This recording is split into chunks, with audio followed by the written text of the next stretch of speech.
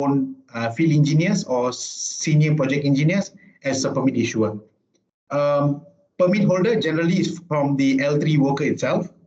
L3 need to appoint a supervisor who have full control of the project site, who's accredited by Minehut as a permit holder. We lead the training and we accredit them. Any questions, Anna? Yeah, I just wanted to stop you. In Pakistan, too, permit issuers are our PMs and FEs for now. Since so just wanted to add that not only in India, our PMs and FEs are also issuing permits. So we intend to hand over this to the L3s at some stage, but until we increase their learning curve and until they reach to that standard. Yeah, I believe that we have already accredited some of our staff in our previous first batch training as a permit issuer. So currently they are the permit issuer for Minehut. Maybe at the end of this training, there is also assessment now. We will roll out to the team here, whoever the 3 groups here. And if you want to expand the capability, this is the opportunity we have now at the end of this training. Let's see whoever that joins here, who can be accredited to. They need to pass the assessment and so on.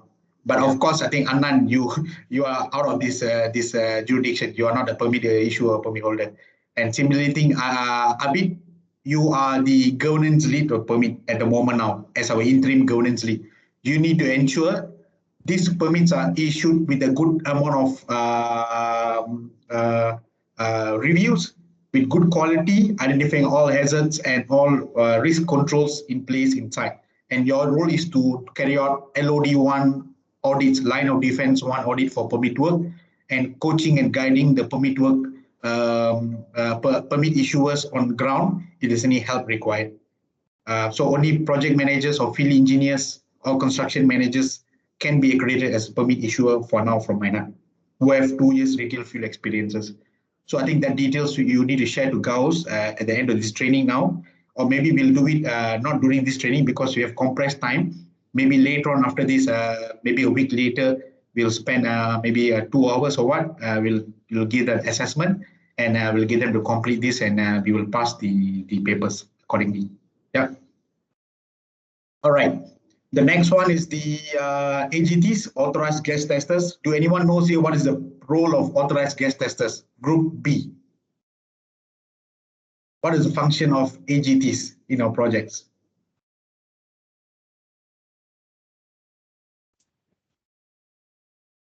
Fahad, can I hear your opinion on terms of the roles and responsibility for AGT? Basically, authorized gas testers are the person who test LEL at the site and give authorization to work if it is under control. So we are not only verifying the presence of,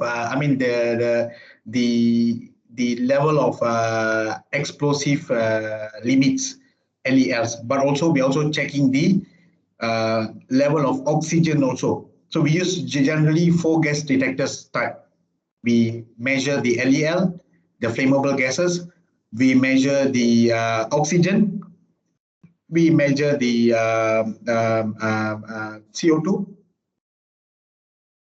And then what else? What else do we measure? Do we need to measure H2S? Hydrogen sulfide?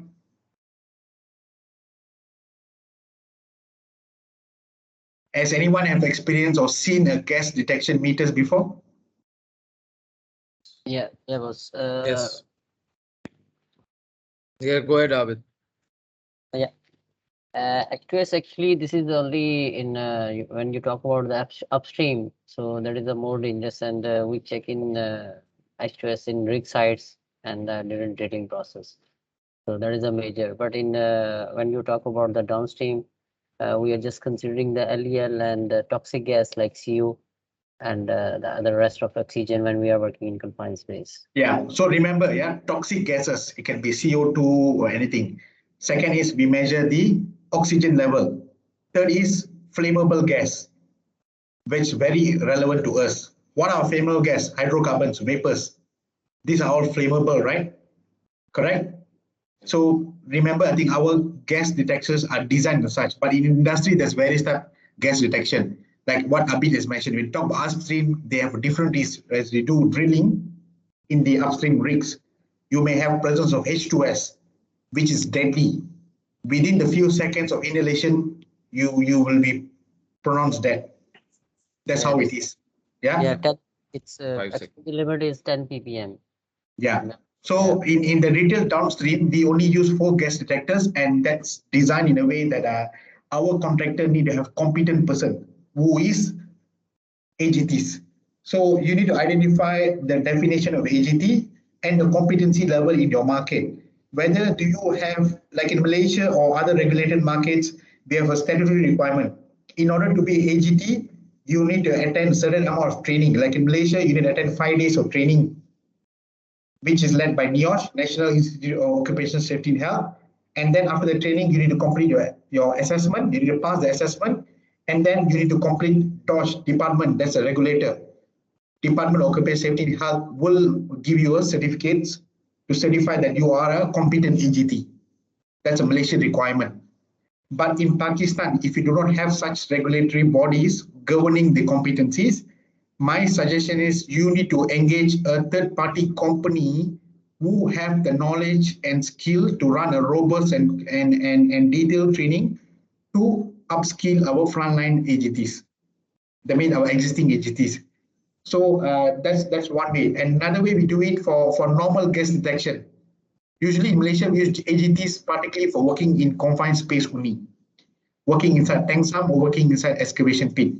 Apart from that, we use CGT, certified gas detectors, who is being trained by the service provider. Say that today, Honeywell or MSA. Are you all familiar with these brands? Honeywell, MSA, these are all service provider, the gas detection units. When they sell these units to the contractors, you can ask them to train the frontliners how to use the gas detection unit. So that also another way to address the competency issues. If you think that at the market level do not have a rigorous training led by the authorities with the regulators certifying the competencies. So there's 2 options you guys can look into now. Yes, Abid? Yeah, Darul, actually this AGT is come from L3, Yes, from correct. Yeah. So in fact, we don't have any regulatory body as well. So can we do that is in any in-house training pack internally, and they can be do as a level 1 because they are not going to level 2 or level 3. So despite of they will go to the third party because it is very expensive for them, and I'm not sure they will be capable to do this requirement. My suggestion here is we don't lead the training, yeah, because these are competency related trainings. And if there's any issues, like for instance, that we have misled them in the training, L3 can take us to court. So be very vigilant in this space now. If we were to train a contractor to be an AGT, be very assured that we have the full competence in-house. Okay. If you're not comfortable, my suggestion is get a service provider who have the relevant competence to train the L3. So you can use LCC platform again. Get them to come up with some program or maybe a session just to train how to differentiate the type of gas detectors, how do you train, how do you identify, how do you bump test, and how do you calibrate, and etc. The last thing we like to hear is we are training someone. Let me give you a scenario. Imagine Abid, you are leading the training and say that you have misinterpreted some of the context in the training, and if certain things were going wrong on site, for instance, there's an issue where our L3 inhaled some toxic gases and they collapsed on site and resulted in fatal incidents, and they can always come back to us and say that, hey, this is what Minard told us to do. They can take us to court, yeah? So don't put us in that position, please. Even if we have the in-house competence, my suggestion is we can coach and guide them, but get the L3 to get the relevant competence from the experts in the industry, not us. While we can do the refresher, guiding them how to do this, but we don't certify the gas detectors, gas testers, sorry. Anand, what is your sentiment behind this? Yeah, I agree because the gas detectors have to be certified by a third party, or and it also needs to be calibrated at I mean, during its calibration times and period. So we can ask the L3s when they are providing this. So also ask the local providers to, or the third party. Like we have we have little Honeywell and stuff. Existence is very less out here, but we have third parties testing facilities like BV and Bureau Veritas and stuff. So they might be providing a certified training, so we can see into it what are the options if they have the what are they can provide a training for them, so that the third party certified trainings are there. We will have to look into that. Definitely, we won't take it to on us that we have trained them. Yeah, and also something that we like to add is to build the competency of L2 staff, our staff. We can also plan by region now. If let's say you have a couple of regions people are working, maybe select one field engineers per region or one project. I don't think so. Project manager can be sent for the training because they need to manage the other things. I think field engineer will be more relevant. Send them to this training also, so they know what to look at, what to check when the contractors are issuing permit. Otherwise, Okay. our guys may not be able to verify if the gas test is done correctly. Now, like in Malaysia, what we've done in the first 2 or 3 years, we have sent our staff for AGT training. So we have a lot of field engineers now with the ability to counter check, to challenge contractors when gas test is done. In fact, we have one gas detection device in office also. We have purchased it. So our guys can just carry and go and do a random sampling when the contractor is doing, ensuring that they are doing the right thing. Actually, we are also in the process of purchasing now. We for us L2 stuff. So we'll link it with the short training and stuff. Those are the portable ones which you can plug in and on your wear it and go, like the Yeah. 4-in-1s, which is used usually in upstreams. If you have seen the yellow ones usually. Sorry. The portable ones, which are very easy. There's no high-end trainings where you just have to see the buttons and indications are there. So the trainings even would last for not more than, I think, half an hour. That the 4 buttons and it shows you what carbon content, oxygen level and stuff. The portable ones which are used in upstream. So we'll see since we will be getting it for the all the field staff. So we'll arrange a short training also. We'll try to get. Just curious, Anand, why are we procuring it ourselves for all the staff? Isn't that it should be contractor responsibility to have gas detection devices and meters in the projects? It's in the it's part of our contract. Oh. Shell has asked us to So have we got to gas. procure and you're going to provide to contractor. No, as a backup, our field staff should be having it. Oh, okay, all right. So We that means we are asking the L3s when they are going on at site to provide it at when like in where it's needed. But to be on the safe side, we want to make sure that our field staff, when they visit or they are there, they can use they know how to use it and they have it with them. okay, cool. All right. And that means that we need to send our staff for training if they were to carry these devices on site. And remember, there's 2 types of devices. One is a pump time detectors. We need one of them, and there's another one is a personal monitor, which can be affixed on the body of the individual. We are getting the personal ones. Yeah, I think the pump type detectors is equally important also when you do testing at the tank sum area, where the meter can be reached at the bottom, where you have a hose, which you can drop it at the down and it can just do the detection.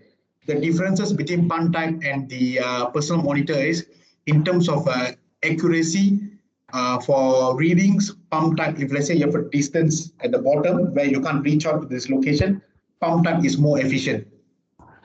Yeah. Like for instance, when you're doing opening tank dispenser sum, when you're opening a dispenser cover, if you're doing a detection just at the level where the cover is, and if you use the suction time, if you insert the hose inside the dispenser, you will definitely see 2 types of readings, which means that the suction time is more accurate. Yeah. So do send us if you have any recommendations and stuff. We are No, we have. our procurement team is working on to get the. We were thinking of getting the portable types. Can Abid, can you just write this as one of the actions today? We can share you the packs, the training pack, the types of detectors to be used, and the differentiation between pump and the normal personal monitor. You can use this as a training also for your staffs. All right, back to our topic. So, can anyone tell us if the PI and PH can be the same person in a site? Group B. Nakib? No, permit issuer and permit holder cannot be a same person. Why?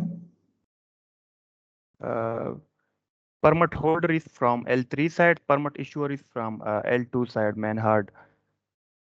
Why you can't be the you same person? Sir, it's our company criteria. And second thing is that permit issuer will first make sure that permit holder know everything about job responsibility, job duty. He will check everything that he filled all the checklist, all the required documents. Then he will go for permit and he will issue the permit. So the risk is if you have the same person here as a permit issuer and permit holder, they may not understand the risk. They may not see the hazards. They may not be familiar with the task, overlook it. They may shortcut. And most importantly, there is no two set of eyes looking at the task. And if we do not have different people over here, they may not, we have fear that they may not apply the right level of controls required in a project. So that's why that we need to have a second pair of eyes to verify if the permits are correctly being filled in, all the controls are in place to continue challenge. So the discussion should be held quite actively on site. The permit issuer needs to go to site to witness the permits, how it's been written, to walk the line with the permit holder across the whole site, ensuring all the elements are covered, to have an active conversation, discussion, and to challenge the current controls and to see the JHA. Only then he got to sign off the permit. Right? So the answer is P and PH cannot be the same person. All right. Next, moving on to permit issuer. Gauss, over to you. All right. As you can see here, permit issuer will be the competent accredited person, whereby we accredit a person post training after they done the assessment and pass the assessment. Okay. Then writing and approving the permit to work. He's supposed to be someone having knowledge or knowledgeable in the work activity being permitted. Means that if let's say he want to issue permit for excavation, he should having a knowledge, right knowledge, and know how to advise the permit holder in terms of controls, in terms of the scope of work as well, how they manage the work, and then confirm that permit holder is accredited. This is another one thing, which is permit holder who will be appointed to manage the site should be the one who are accredited based on training he attended, pass the assessment and so on.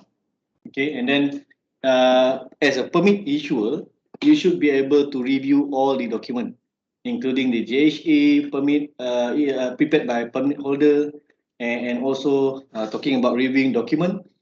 He should be able to review all necessary document, including checklist, method statement, project schedule, any related documents such as gas atmospheric testing log, and all these. Okay, and then he needs to understand what kind of hazard associated with the work or associated with the work.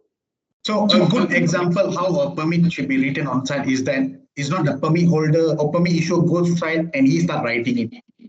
We always advocate the permit holder prepare the document, right? Sit down together with the permit issuer, and as he writes the permit issuer sits and correct all these items and challenge him. That is a good way of writing a good permit. So that way, it will ensure that permit holder understand clearly what is he doing. At the same time, permit issuer can also understand the type of activities involved. So there's two involvement here now. If you let the permit issuer to write the permit and the permit holder just answering him on behalf, there could be a risk that permit issuer will miss out some of the job tasks. Hence why we ask the way how to write a good permit is the permit holder need to sit down with the permit issuer on site. They write the permits together. Permit issuer approve the permit. And an example, if I'm on site, I will not write a confined space permit because I do not believe I am competent or experienced enough to write this. True or false?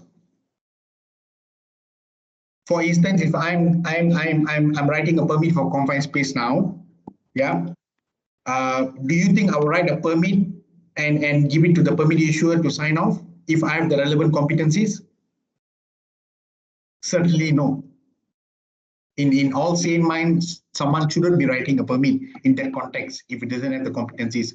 But sometimes contractor will still write a permit and hoping that PI will certify or authorize this permit. So PI, before even authorizing the permit, your role is not to see the quality of the permit, but also to be comfortable that the permit holder have the relevant knowledge, have the relevant skills, and you are comfortable that he will intervene and stop the works if he has seen any threats or imminent threats or any unsafe condition or unsafe act throughout this journey, the work. Only then you are authorizing the permit. Without that, if you feel that even the permit document is completed, but if you feel that the permit holder may not be capable to run the show, you have all rights to decline the permit. Take a phone, contact a contractor project manager, ask them to deploy a more senior permit holder on the site. Yeah, and also remember when you're reviewing this document, this permit document, you need to also review all other associated documents with the permit. For instance, gas test logs, all the high risk checklists as we discussed the other day. We have the JHA documents, work method statement, toolbox stock records, making sure that we have witnessed how the toolbox is conducted efficiently or not. Yeah, ensuring that the permit holder has walked the line with you and shown all the controls, whatever written in the JHA are reflected on site. Only then you are allowed to sign in this document. And be very vigilant that this is a very critical role for Minehart and also for Shell, because if certain thing goes wrong, the permit issuer will be held accountable. We are not signing a document just because we feel that, oh, here you go, we will authorize the work. We are signing a document, we are putting in a signature because we feel that all the necessary controls are taken and effective and auditable. Otherwise, you should not be issuing permit. If there are any significant incidences, if investigation showed that there's a flaw or deficiency in the permit to work, the permit issue will be taken to court. Yeah, so these are all auditable documents and legal documents. Any questions before I move on?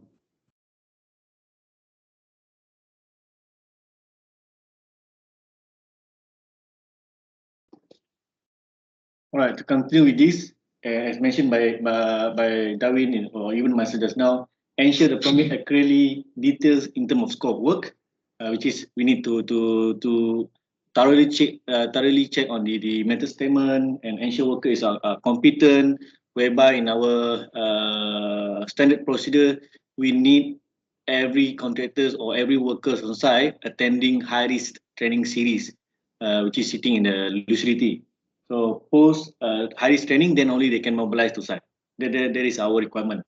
All right, and then next one is ensure permit holder understand the permit, meaning that when we appointed an accredited permit holder, he or she should be able to understand how the permit is all about. I mean, what is the permit is all about? How to identify the high risk activity, the isolation need to be made, and all this. Okay, we will go through the 3 documents which is I just shown just now after we complete this role and responsibility chapter, and then it talks about the scope work covered, and then identifying any conflict between the purpose between the proposed work and also able to signing and issuing the permit. This is a PI's role. So in nutshell, the permit to work must describe the work in detail. The PI must ensure the workers are competent to do the work safely and that they understand the permit to work risk and condition. Most importantly, the workers must understand that they must stop the work if the condition changes within the prescribed permit to work system, and the risk change or the controls cannot be implemented.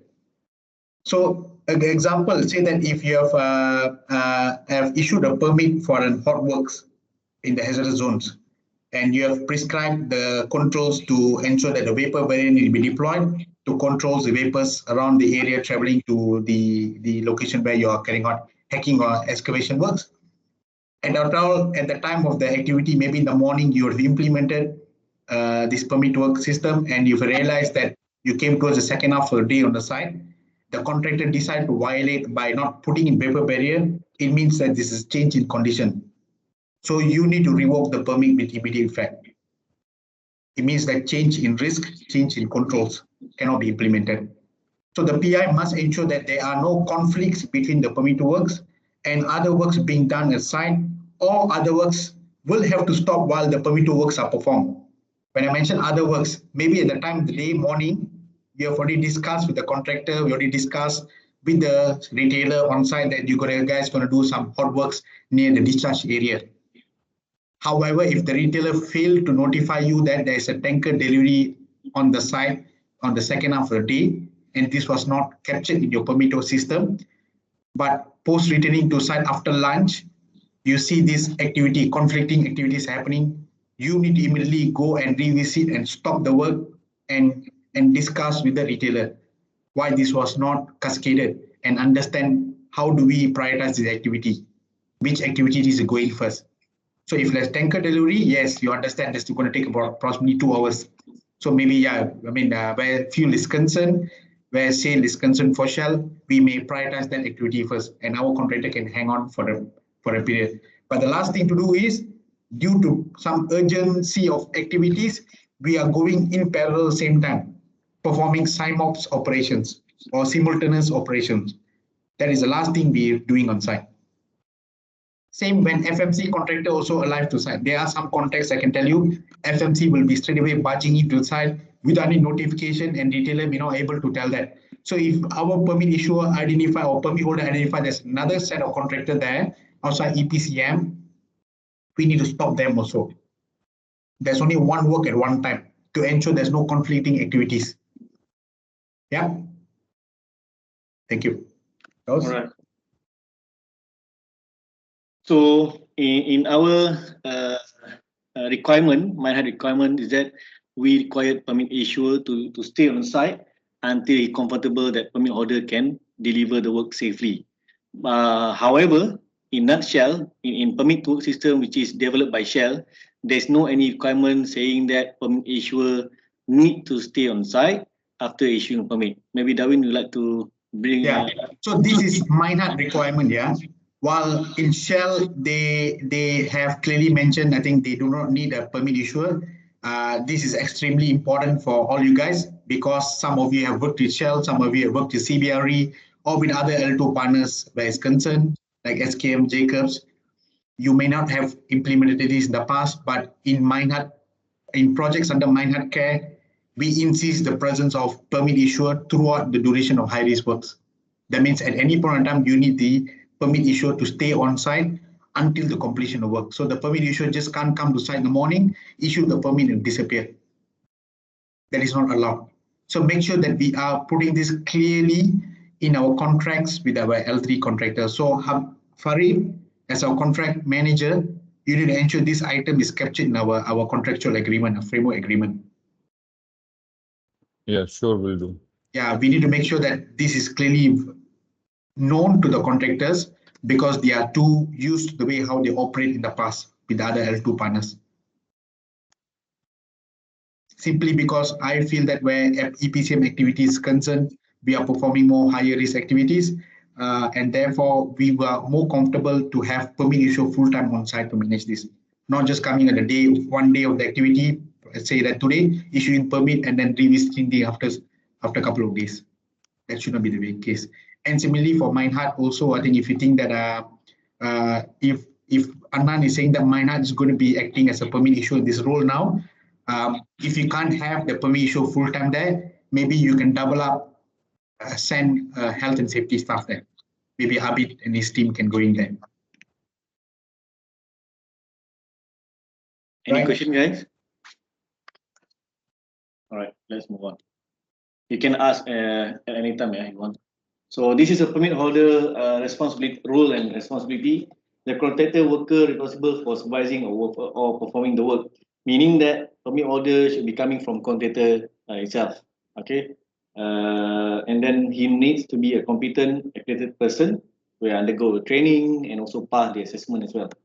And then he needs to prepare the JSA. Can you compare the role and responsibility between PI and PH now? PI is actually reviewing all the necessary document. However, the permit holder need to prepare. So there's a different the differences between these two roles. Yeah. Okay, let me tell you what is the common failures in this area when you're talking about developing risk assessment. Generally, what happens that the contractor health and safety team will be preparing JHA and passing on to the permit holder. So what is the best way of preparing JHA or risk assessment is that we need to involve all the work team, the foremen, the supervisors who have all the knowledge and skill, understanding the work sequences, the work methodologies, and etc. who can involve developing JHA. A good JHA can be only developed with a team of people, not an individual. Simply because we have people of various traits and skill who will input their controls and will input their necessary activities, sequence, and methodology. Yeah. For instance, talking about substructure work. If a contractor permit holder is just preparing, or if the contractor safety personnel is preparing a JHA for substructure work, piling, he doesn't have the knowledge and skill to manage piling related activity or understand the sequence of work. I can openly tell you that not many health and safety personnel in the market has the ability to understand the relevant controls or relevant sequence where coming to methodology and so on. So we may risk ourselves, may not able to get the right quality JHs. So this is where you need to involve the piling supervisor, piling inspectors, work supervisors, the health and safety staff.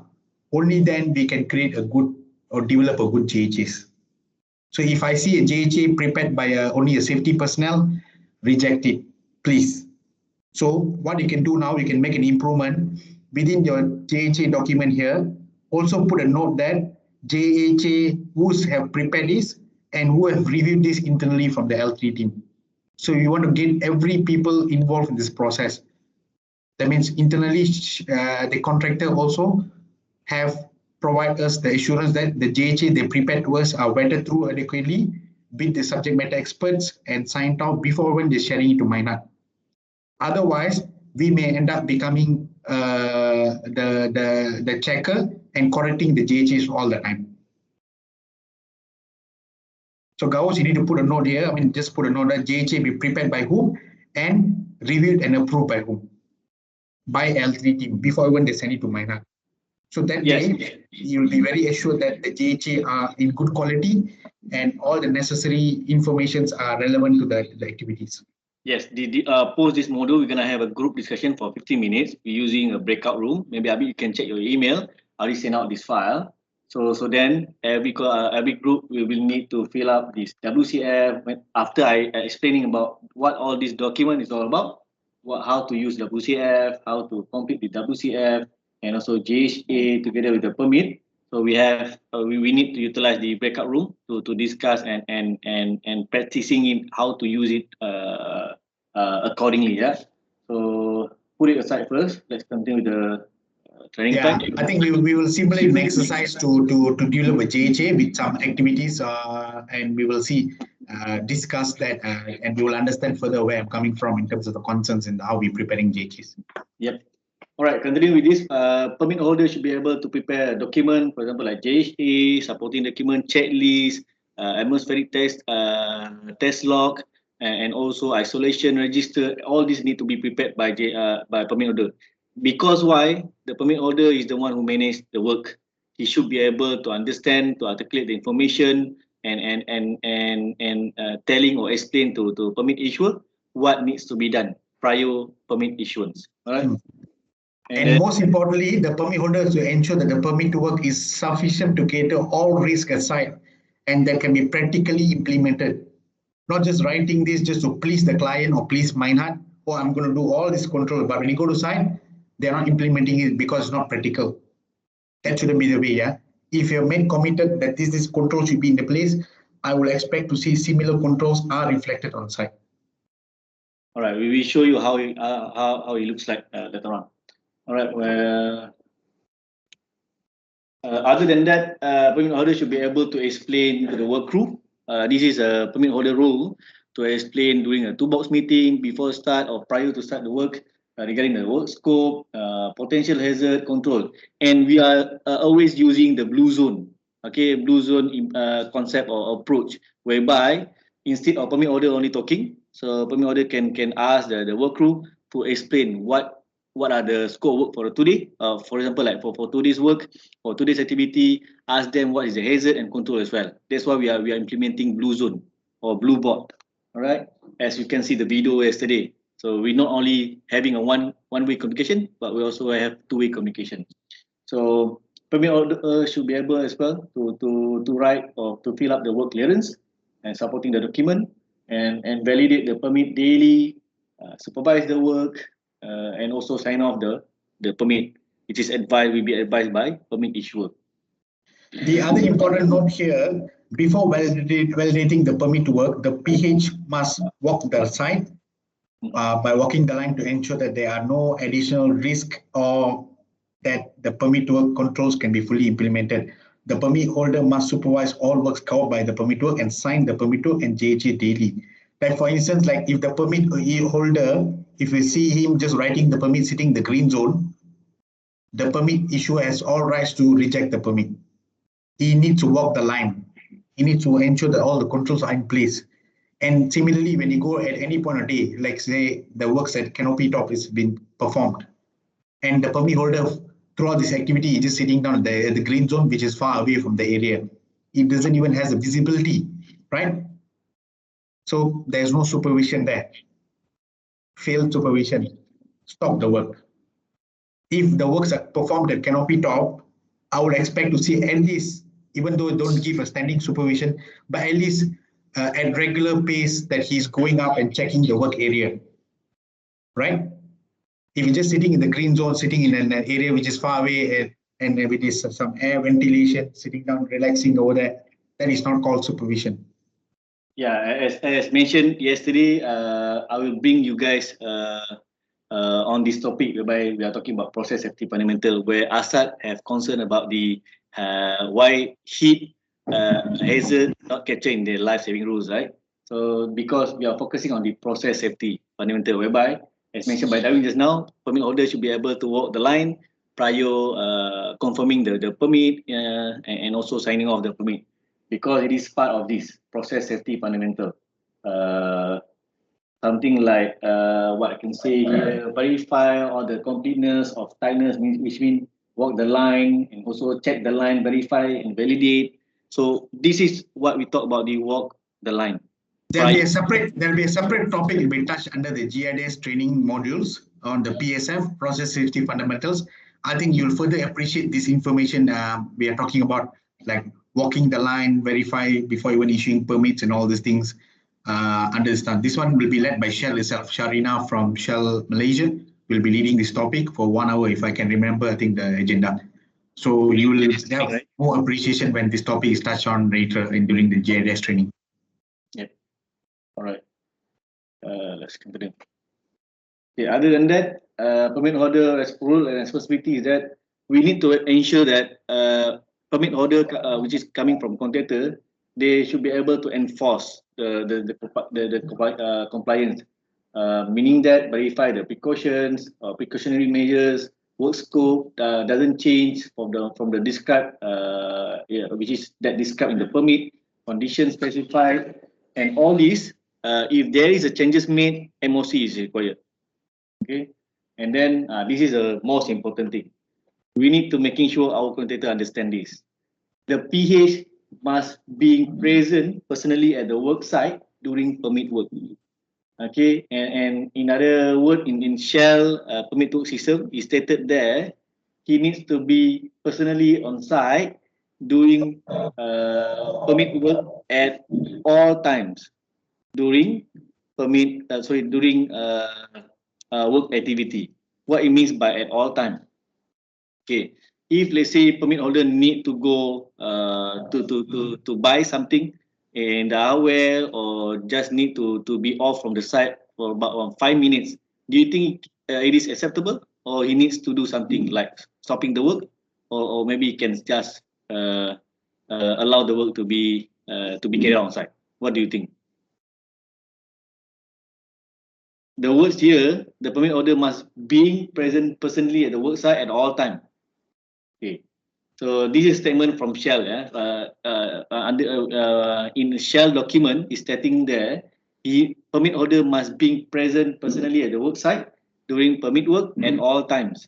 Meaning that if he needs to be off from the site, for example, for 10 minutes to buy something at the hardware, he needs to stop the work, and no one is allowed to do any work when there is no PH on site. There's a requirement. That means what I was saying that PH must remain aside while the permit works are continuing. That means you're not allowed to go out from the site. But of course, there are some circumstances like nature calls. You need to go to toilet. That's allowed, not a problem. You don't need to stop the work. Yes, as long as you delegate the supervision to the lead supervisor on site, leading the work group. And the third condition here, I mean, as specified, the permit must be met all the time. Why is it important? Because that the scope must remain unchanged. And why I always reiterate this, because we've seen enough incidences in the past where investigation shown that the root cause of accidents because of scope has changed and the permit work is no longer appropriate because it does not cover the risk. So always remember that if there's any change in scope, please intervene, stop, revisit the activity, review the controls, review the additional controls, and discuss and implement it accordingly. Thank you. All right. And another statement saying that having the permit holder should be having the permit and attachment readily accessible, as mentioned earlier, and stop work, contact the PI if the condition change, conduct gas testing for work, meaning that not he the one who conduct the gas testing. He need to making sure that gas testing has been conducted by relevant parties or relevant person, for example, like AGT, authorized gas tester. Okay, or even electrical activity, it should be conducted by certified electrician. So as I mentioned earlier, gas detection, the permit holder must ensure for gas detection, Gauss, hang on a bit. The permit holder must ensure that proper gas testing is done for all confined space entry and hot work activities using pump type the gas detectors. So as I mentioned earlier, remember, I think Abid, I will reach out to you separately. There's two types of detection devices. One is pump type, one is the personal monitor. So for initial and periodic monitoring, that means initial gas testing and periodic monitoring is every 30 minutes. You need to do this. You need to have a pump type. But for continuous monitoring, if people say that we have a group of people, 5 people working in that excavation confined space area, carrying a hot works or whatever it is, then the rest can use the personal monitors. So the gas detector, the person who's holding the gas detector or AGT or CGT in this context must hold the pump type detectors, while the rest can just hold the normal personal monitor. So that's the requirement. Thank you. All right.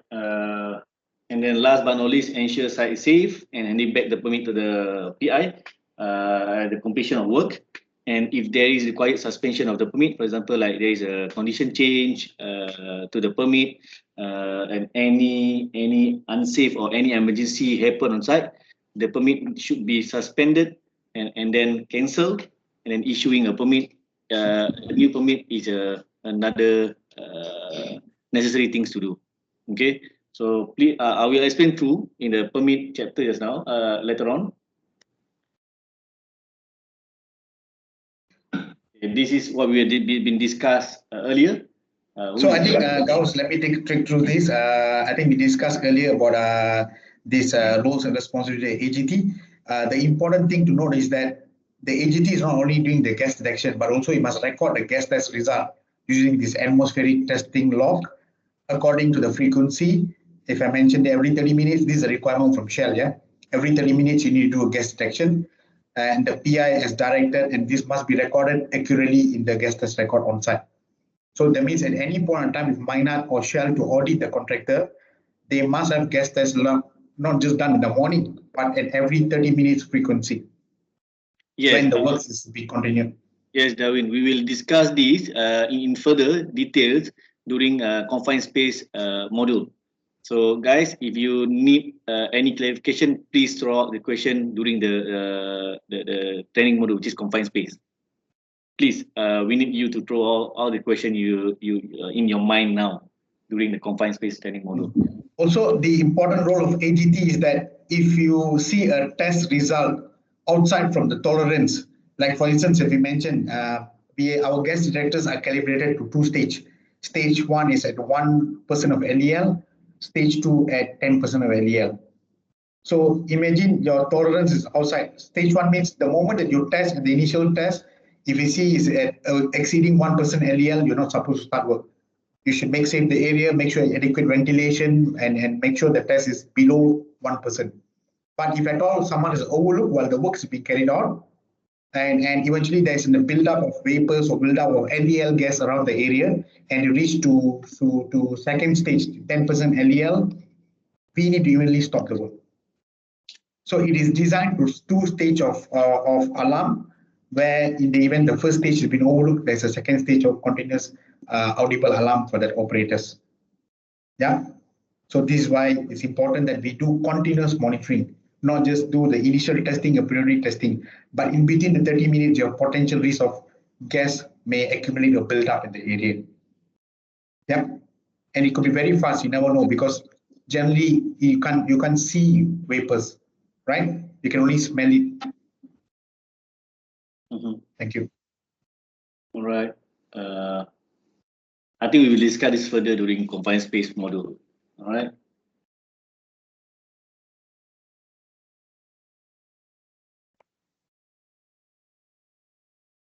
Even hot work in hazardous area, we have a specific module to be discussed, and we'll talk a lot of things in that module. Even detection devices and all these will be discussed. So another important point on the gas detection devices is that gas tester must be able to demonstrate they can accurately operate the detection unit, and they can test its operation before use. We call it bump test. So prior to coming to a site, you need to do a bump test daily, but you can't do a bump test in a hazardous area, yeah, because you need to have an environment without any presence of LEL or any toxic gases and so on. So usually bump test should happen before even entering the retail site. Because the moment you enter our retail site, it's an hazardous environment. You have vapors, hydrocarbons, right? So it is more designed to do the bump test at the L3 offices or L3 manufacturing yard before they come in daily, and they must be recorded accordingly. All right, you may ask a lot of questions, guys, during confined space. So please don't stop yourself to ask questions. Okay, but for now, let's focus on the permit holder and permit issuer rules and responsibility. Okay, when it comes to permit validity, this is a requirement. Permit is valid for specific scope of work, specific site and site condition as well, and specific time period, and also specific permit holder. What it means by specific? Specific means it goes only to one site, to one permit holder, to one specific scope of work, as been discussed using a permit. Let me show you guys the permit. Okay, as we mentioned, it needs to be specific site, even condition, even the permit issuer or permit holder, or even the activities, it should be specific to one activities. For example, if you take hard work here, okay, if you take hard work here, all the necessary control, for example, like isolation, needs to be in relation to hard work activity in hazardous zone area. For example, you are doing activity to replace the dispenser, which is the pump. So you need to do isolation based on this kind of activity. You need to do hard work. For example, you need to cut or you need to hack the concrete near to the dispenser. So isolation need to be made due to this kind of activity. Okay, and then what equipment need to be isolated and recommissioning back. I mean recommissioning post work completion, which is the pump itself, whereby you already isolate the pump, so you need to recommissioning back the pump post completion, work completion. And what kind of emergency response, okay, need to be captured here. Fire department, police, or even nearby medical facility, hospital, all these need to be captured in this area. And in addition to that, permit holder should be able to pull out all the necessary document, which is having a hazard and control measures, and what kind of hazard and control been documented. For example, like in JHA, he should be able to put here JHA for what? For what kind of activity? Okay, and then other than that, he should be able to pull out isolation. He should be able to write down here isolation register, for example. Okay, this is how permit holder should be write up the should be write in the permit form, and other document attached. For example, he needs to have utility mapping. Okay. Sorry, association register should be under section. Okay, this is how we are making sure that it's a bit here while you're here. Okay, additional hazard. JHA is explaining about the hazard and control. As you can see in the JHA, we have job step, job hazard, and job control. Okay, what is additional hazard which is not be written in JHA? For example, like weather. Okay, maybe during the day, you can foresee something like heavy rain might be happening. Okay, so you can put a heavy rain as a hazard. What kind of control you need to put on? For example, like stop the work, stop the work maybe 30 minutes before you encounter such heavy rain. So this is one of the example how you write down the permit. Other than that, maybe additional hazard which is not documented in the WCF or even JHA. What else you can think? Abid, have you experienced something issuing a permit which is you encounter something which is not documented in the JHA? Maybe my suggestion to ask the groups now and let them tell us what are the additional hazard need to be documented here. Okay. Can you go to group C? Can you go to group C? Can you all just share us what is under the additional hazards need to be documented here? Group C, can I have Asad, Atta, Shade, and Norasan?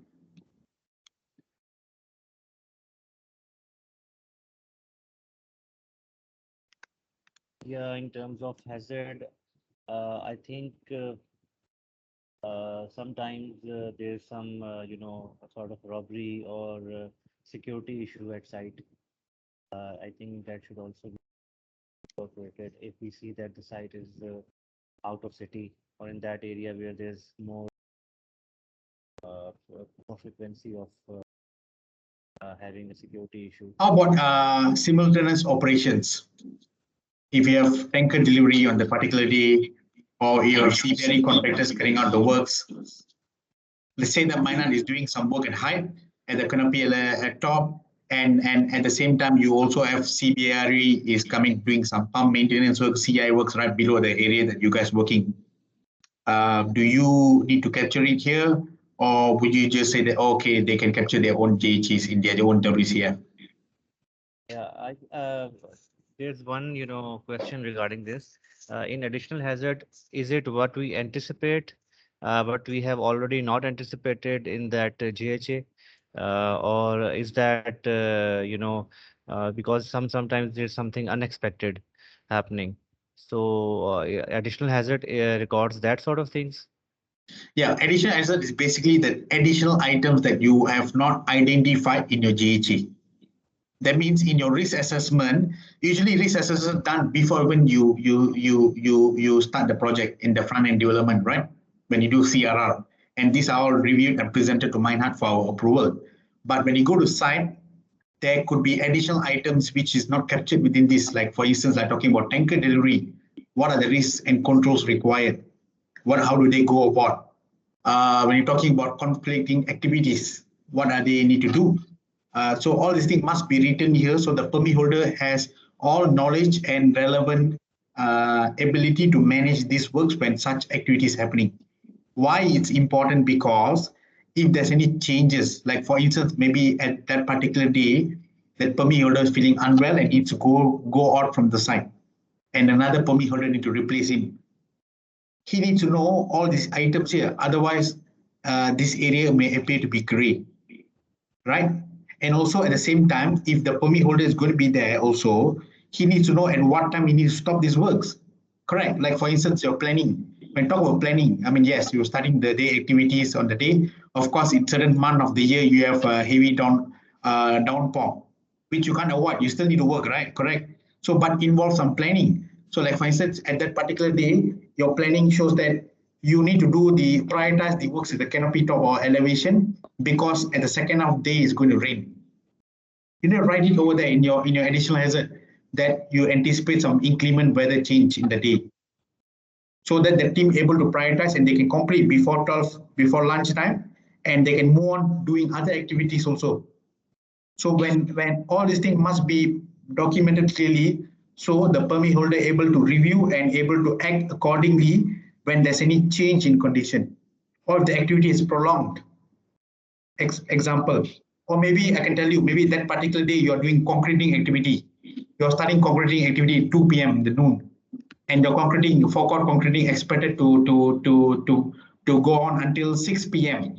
But due to unanticipated issues or circumstances, the concrete supply from the batching plant, it delays due to traffic and everything. And eventually the activity need to proceed until night because concrete you can't stop. It will result to quality issues in terms of shrinkage, in terms of cracks. When you start concreting the forecourt, you must complete that particular batch when you do concreting, correct? I think the quality guys, the PMs will know where I'm coming from. So this is where you should write clearly now additional asset that you may forecast. If there's any delay in activity, is there any delay in supply, concrete, you are going to do the work at night, but your GHA do not specify clearly the controls what's required when you do working at night. Like for instance, lighting, adequately ventilate, light that area, with all these things, making sure that people are able to work safely. Yeah. Night work controls, other controls for night works is there in terms of crash barriers, in terms of visibility is one, and embankment with the baton lights and all these things when they are doing concreting near the station ingress. So all these things were not captured in the initial GHA, right? So this is why quite important that you need to do this assessment at site, not just looking at the GHA, but going beyond than what is written there. They call this process LMRA, last minute risk assessment.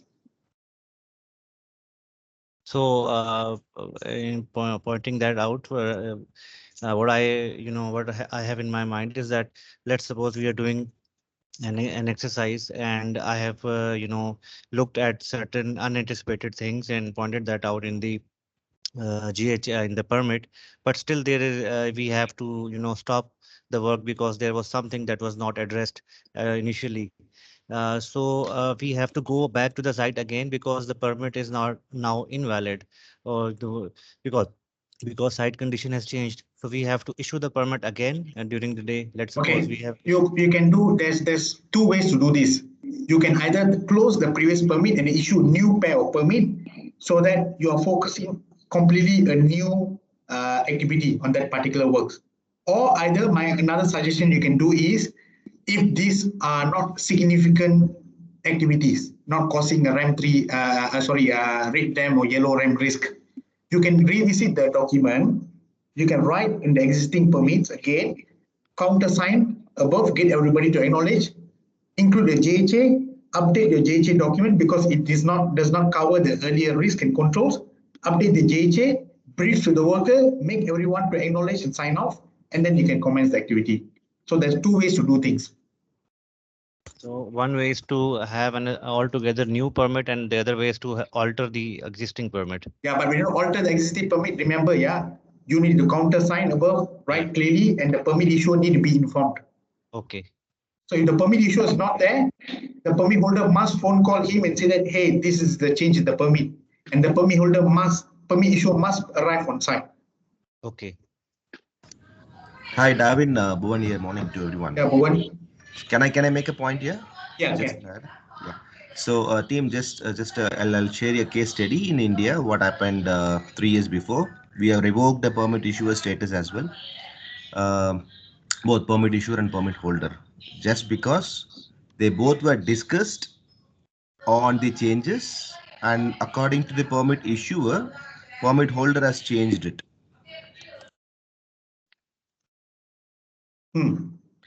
Okay, but they failed to record it somewhere, like message or mail or anything. It's just 30 minutes extension, that's it. Because of some concreting RCC, the truck came little late, and they need to extend it. That just because of this, next day, unfortunately, Shell leadership visit to the team site, and they found the extension of permit, and they asked for the evidence, which of course, we can say they were discussed. I also know they discussed, but there is no such record available anywhere in the system. Like message, even a message is more than suffice. But please ensure our permit issuers are reaching us at the same time we record somewhere. Almost for 6 months we revoked his permit issuer status. That is why it's quite important that we insist the presence of permit issuer on site, so that we can avoid all these issues, so they can have a good level of discussion, good level of document, rather than just phone call, and the permit issuer immediately can sign off the document itself with identification of the additional controls under these documents. Thanks, Bhuvan. Over to you, guys. All right. As you can see here, I already have some write-up here just to understand how the permit will need to be issued.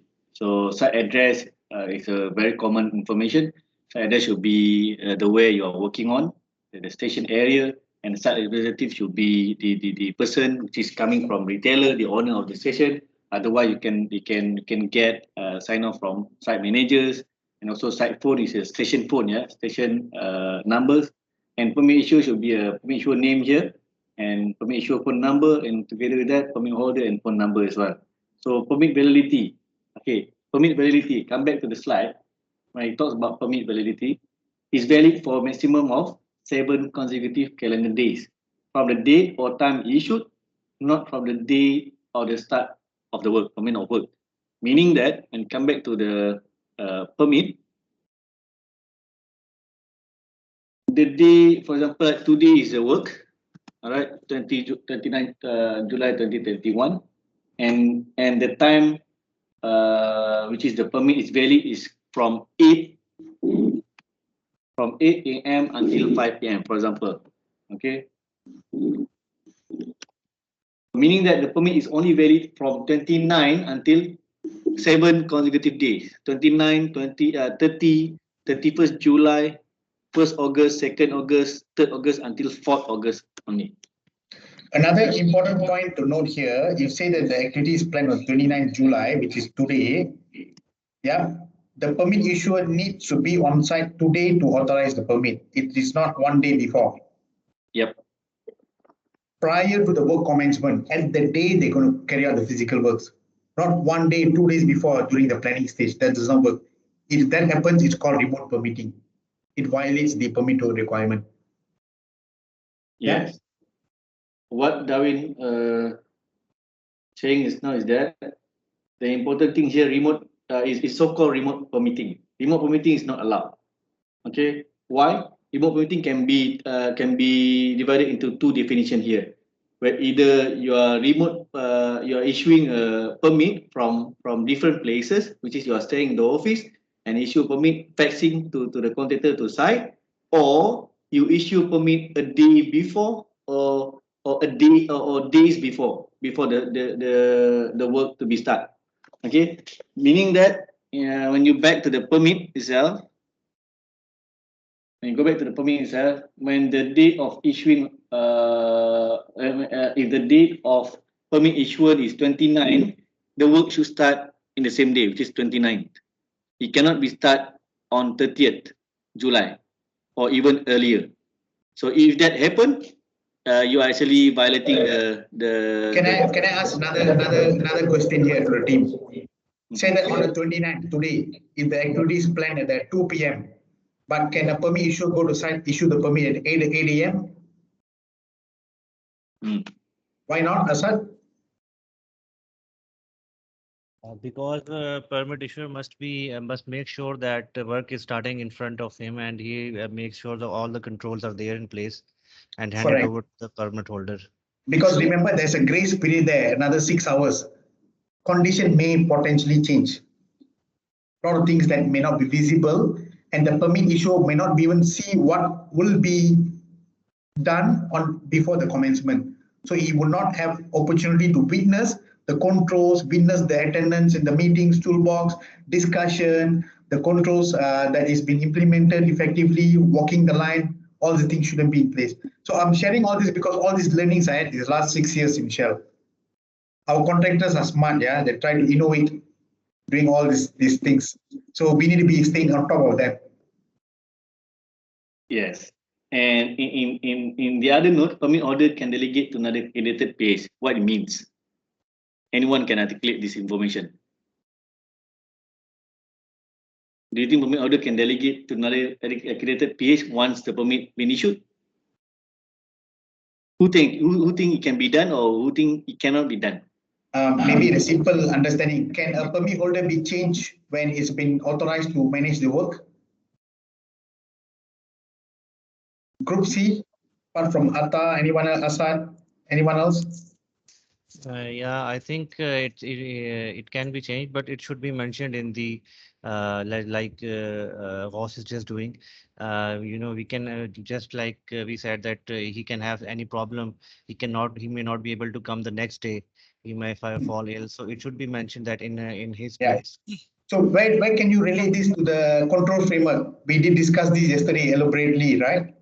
In terms of any change management or change requests, how do you manage these changes? Yeah, through MOC management. Excellent. So contractor need to raise MOC to Minehart project manager, who then will assess the change request, who then will review. If they say there's a change in permit holder from permit holder A to B, he will assess the competency of the permit holder. He will assess the permit holder credentials, and also he will also check whether a permit holder has done a proper transitioning and handovers. So when they submit the MOCs, ask them to document, maybe either in the handwriting, to show that this is what discussed today, the activity, and this is what I'm handing over to the second permit holder. Simply because the new permit holder coming to site, he needs to understand clearly what is done in terms of the existing risk and controls, so that he can continue the activities to avoid any overlook or oversight of the rules. Yeah. So this is very important, management of change. So they need to share it to Minehart. You can witness it if you are in a remote location in the email, or you can just sign it off and give it back to them. Thank you. All right. Why we still can delegate from A permit holder to B permit holder using the same permit? Because why we encounter such issues? For example, they don't have a permit on site. So but still they still have this existing permit. So they can slash off the name and change to Abu. But however, you need to get advice from permit issuer, and together. But I think Gauss, my recommendation, if there's any permit holder change, we need to revoke the permit. Let them start the whole process again. Correct. Because if they're just going to change the name and sign off on the document, you may not able to understand the whole activities, the sequence of works, the controls required. So let the new permit holder take through the whole thing with the existing permit holder. But maybe in this context, you may not necessarily need the PI to be signed. Maybe PI can remotely review the process. In the MOC, you can authorize it. What do you Yeah. think? That's what I'm trying to explain here, because some issue we counter on site, they don't have enough permit to issue for a new permit, but however they still can use the existing one. But however, we recommend to revoke this permit and issue a new permit. That's what we always practicing, because we would like the new PHs to really understand what needs to be done post handover process from the A permit order to B permit order. Yes, Anand, do you have any questions? Yeah. I have a question. In case the permit holder is leaving for the day or is absent for the day, what happens in that one?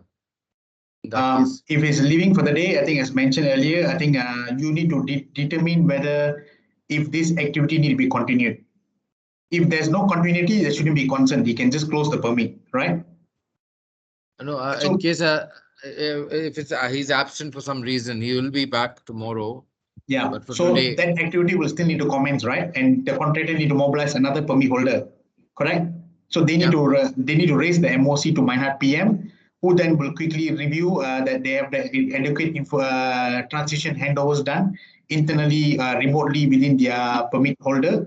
So say that the permit holder is not well, he just phone call and just record all the discussion, attach in the MOC and share it to us, and we can issue. And the permit issuer needs to be on the following day on site with the new permit holder and go through the process again. Okay. So in this case, the permit holder is back. There'll be two MOCs. If the permit holder back, then doesn't need to. Maybe you can write clearly in the MOC itself. The permit holder is just taking off one day and is back on the following day to resume the work. So no need to issue two MOCs.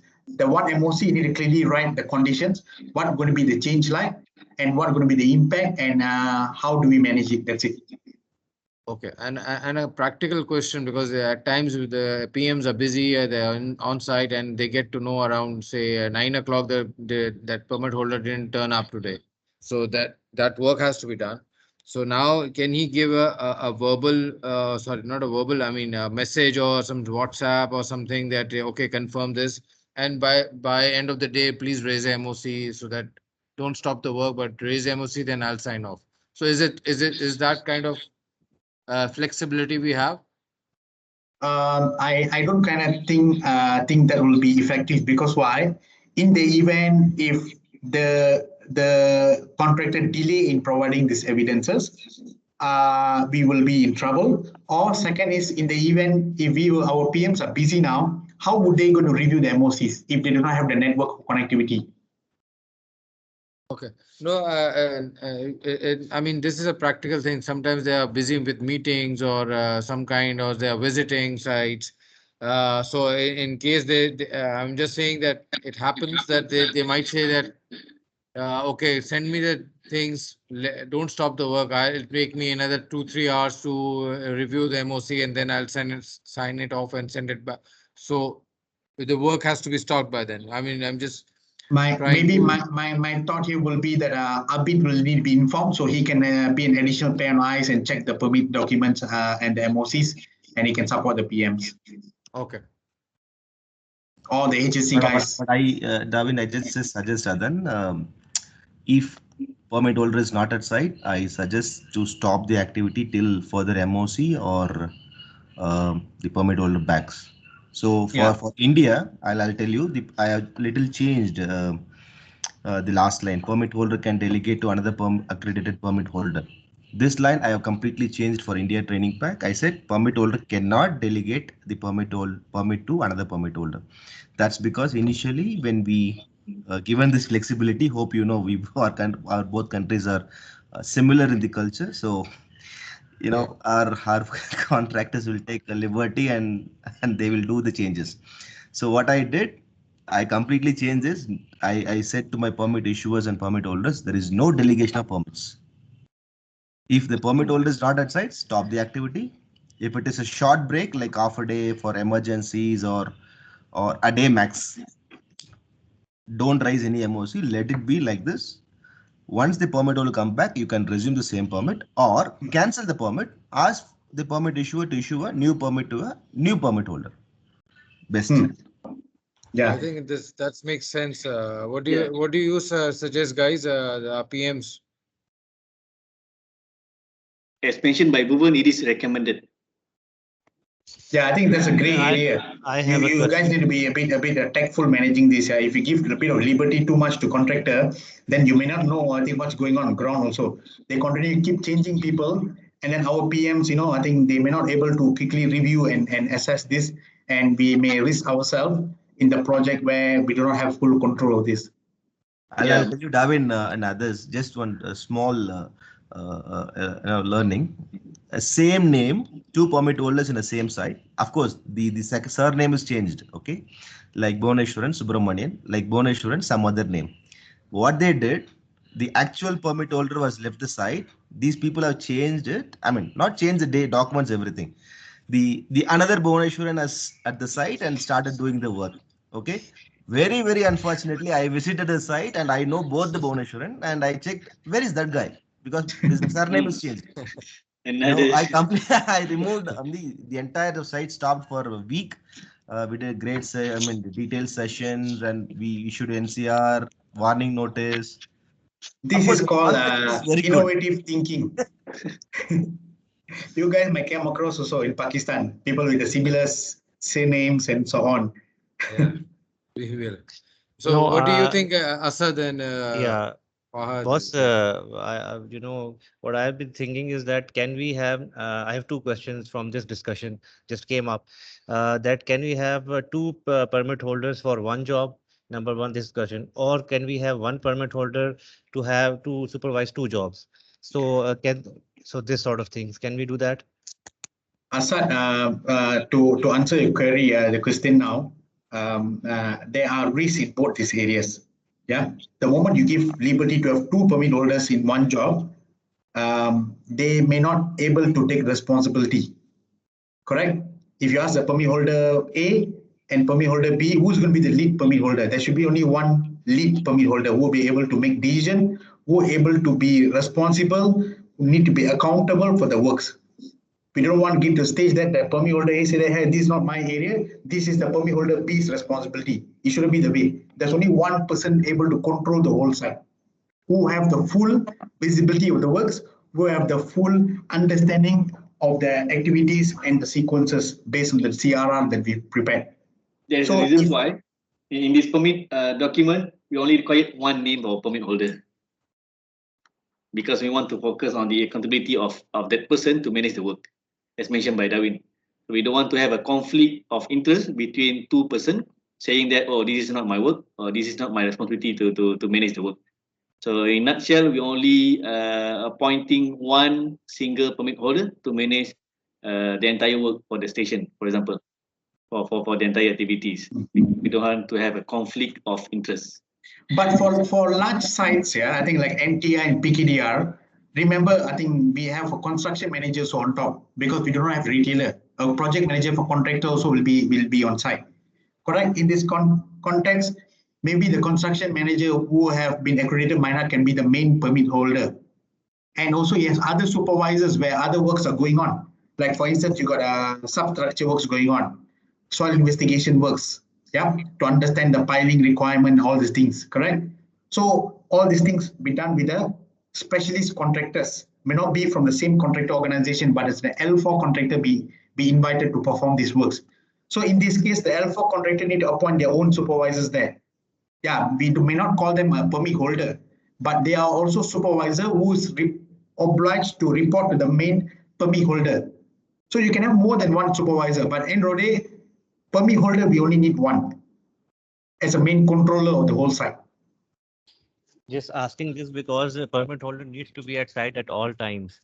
Yeah. So, you know, obviously for practical reasons, he may not be able to, you know, stay at site at all times. So if he is leaving, so the permit issuer, then, you know, he either he should be informed.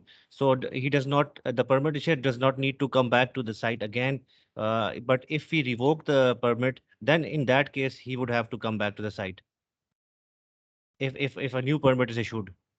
Yeah, but remember, the moment that we're going to revoke the permit or the permit holder is no longer going to be there, our suggestion is we need to raise this through MOC review the type of activity. My view is I would like to take this as an alarm approach.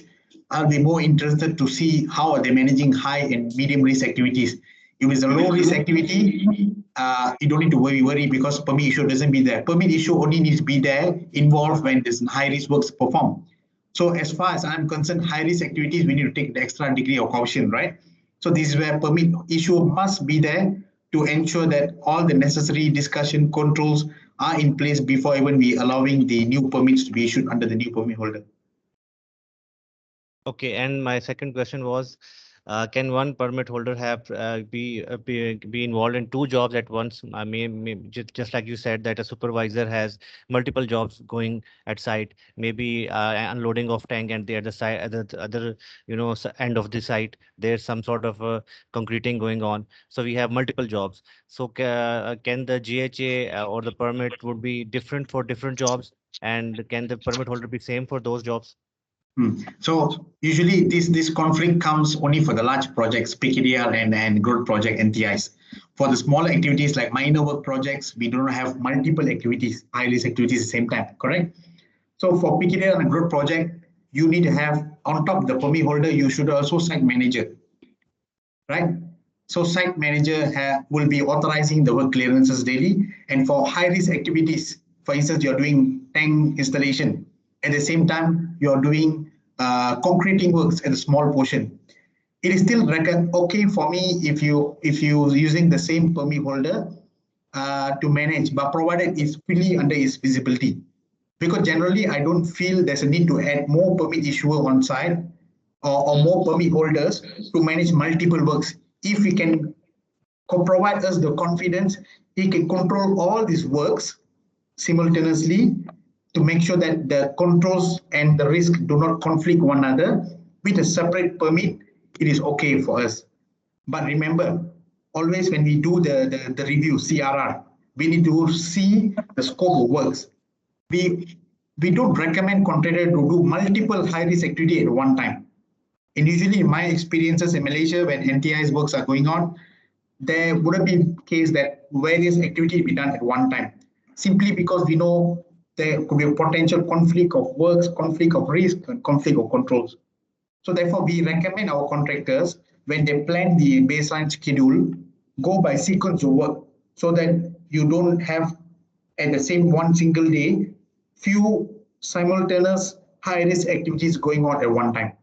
So we need to advise the contractor when they do the planning and the baseline schedule they submitted. So Gauss, can you just open the CRR, the baseline schedule that we have standard ones in Malaysia, just to give them a bit of feel, hang of it. I mean, good discussion, guys. I think we need to be very crystal clear here. Well done. Can you open the CRR? Yeah, open the baseline schedule. Good if you can zoom. So can you just zoom a bit? Yeah, go to the left. So this is typical baseline schedule presented to Mainat. Don't worry about a program of work. Assume this is an NTI.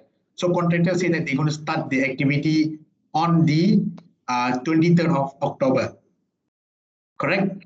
And then within the next few days, on the 26th of October, there is a high-risk activity, tank farm excavation. So we already clearly highlighted within our baseline schedule, this is a high-risk activity at that particular day. Similarly, when it comes about the next subsequent high-risk activity, it's about sheet pile installation. I mean, of course, this is not marked here, but it should be of another high-risk activity. Excavation or tank farm as high-risk activity. But if you realize all these activities are not done at the same one day, like septic tank, sinking septic tank, of course, contractor can do a septic tank installation and the tank farm excavation at the same time, correct? But remember, I mean, as part of planning as a project manager, if you have a number of resources on site, would you want them to do multiple activities, or would you prefer to them focus on one activity, complete, and then move on to the next one? That way, you can efficiently monitor the progress of works. You can manage the delays, the timelines. Otherwise, you have people in the site, unless a contractor can give us an assurance they're putting in 30 or 40 resources in the site, which I don't think the case. Correct. At any point of time, at the peak activity in the NTI, you're going to have maximum 20 to 25 crews only. Because the more people you're going to put on site, it's not going to expedite the progress. It's only going to cause more hindrance. It's going to cause more interruption between. It's going to cause more constraint in the space to work out where heavy equipment, machineries are moving and so on. So correct. So let the contractor present the baseline schedule, and the PM can challenge it with our HSE staff to see what is the best. But I'm not saying that we can't do, but we recommend we don't do that way, so that we have more controls when these works are performed at any single point of time.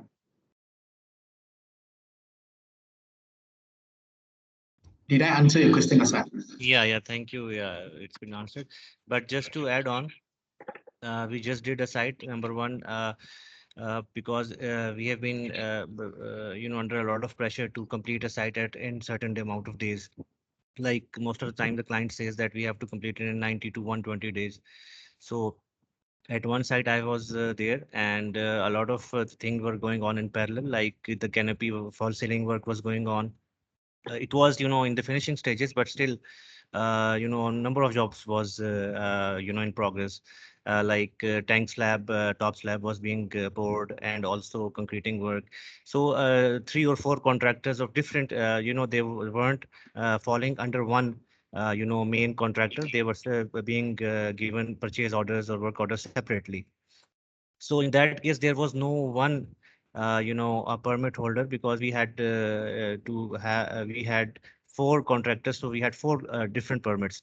So just to, in that case, we cannot have one permit holder for one, for multiple jobs, because the contractors were different. Like you mentioned that if L4, if there is L4 engaged by L3, then we can have, in that situation, we can have one. But if we have multiple L3s, then we should have separate, and all of the activities are going on in parallel, and sometimes it becomes critical that there are high risk activities, like crane is there, and lifting of equipment is being done. So in that case, it becomes sort of a hassle, but we have to, it's our responsibility to manage the thing. But sometimes all of these things, they come up all of a sudden. Yes, okay. So let me give you some experience what we have learned in Malaysia. When we started this journey, initially we had multiple L3s in one site. So that means there's no one single L3 accountable across whole project. We have 2 or 3 L3s.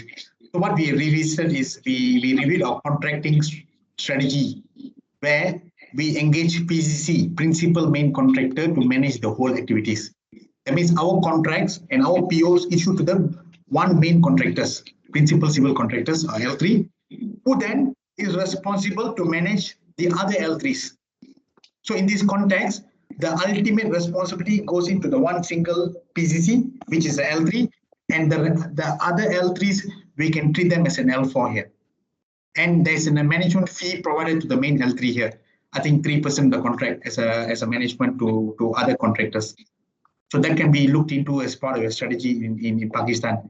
But I'm not too sure. I think, Anand, you need to define how this best work to our benefits, or you have other challenges. If you still insist that no, we need to issue PO to separate L3s.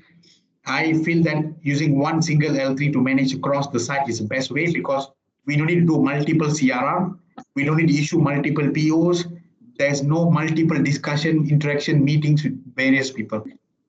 We just empower our PCC to manage the contractors, the remaining contractors, and our point of contact will be the main PCC only, who's identified for the project. We are going through a similar strategy, and in the next 2-3 months, we have jotted down our map, and we will be going through different regions, because we are divided into 4 regions. So in every region, we'll be having PCCs. We intend to do that. So let's see how successful we are, but we want to follow that only. That Sure. bigger civil contractors would be managing the majority of the jobs. Thanks. Fahad, you have a question? Yes. Actually, I have a question. Can't we mention 2 permit holders in the CRR and get it approved instead of raising an OC afterwards in the project? Because we are always issuing a permit and mentioning permit holder name while issuing the permit. Sorry, I didn't get your question. Able to clarify a bit? I am saying, can we write in CRR 2 permit holders' name instead of 1? Can, but can you assure that there wouldn't be changes to the board of PAs permit holders? That means we have committed that permit holder A and B is going to be on site and no changes to this. But ultimately for Minehut, we need only one permit holder that's accountable for the job. And the second permit holder can act as a support or as a guide, as a support resource to the existing permit holder. And he needs to be on site, and also he needs to be involved in the CRR. He needs to be involved in the discussion, and he needs to also be presenting the CRR to us. And we must also ascertain his competencies to be comfortable that he has all the ability to manage the work in absence of the first permit holder. But I don't think so L3 will put two permit holder in one project, because simply they are losing their resources and there's an additional cost for them, right? Yep, you're right. So by looking at this rule, as you can see here, we have talked so much about how we can manage the numbers of permit holder, the responsible person for the site. So we need to understand as well the rules where when there is a the condition unsafe or unhealthy condition or environmentally damaged. So you need to be able to articulate this, whereby the person which is becoming a permit holder need to stop the work immediately and get advice from permit issuer. So incident or near misses or any incident or near misses, for sure you need to put a stop straight away. Stop the work and suspend the permit for a while. Discuss again with the LPI, which is lead permit issuer, and you need to close the permit.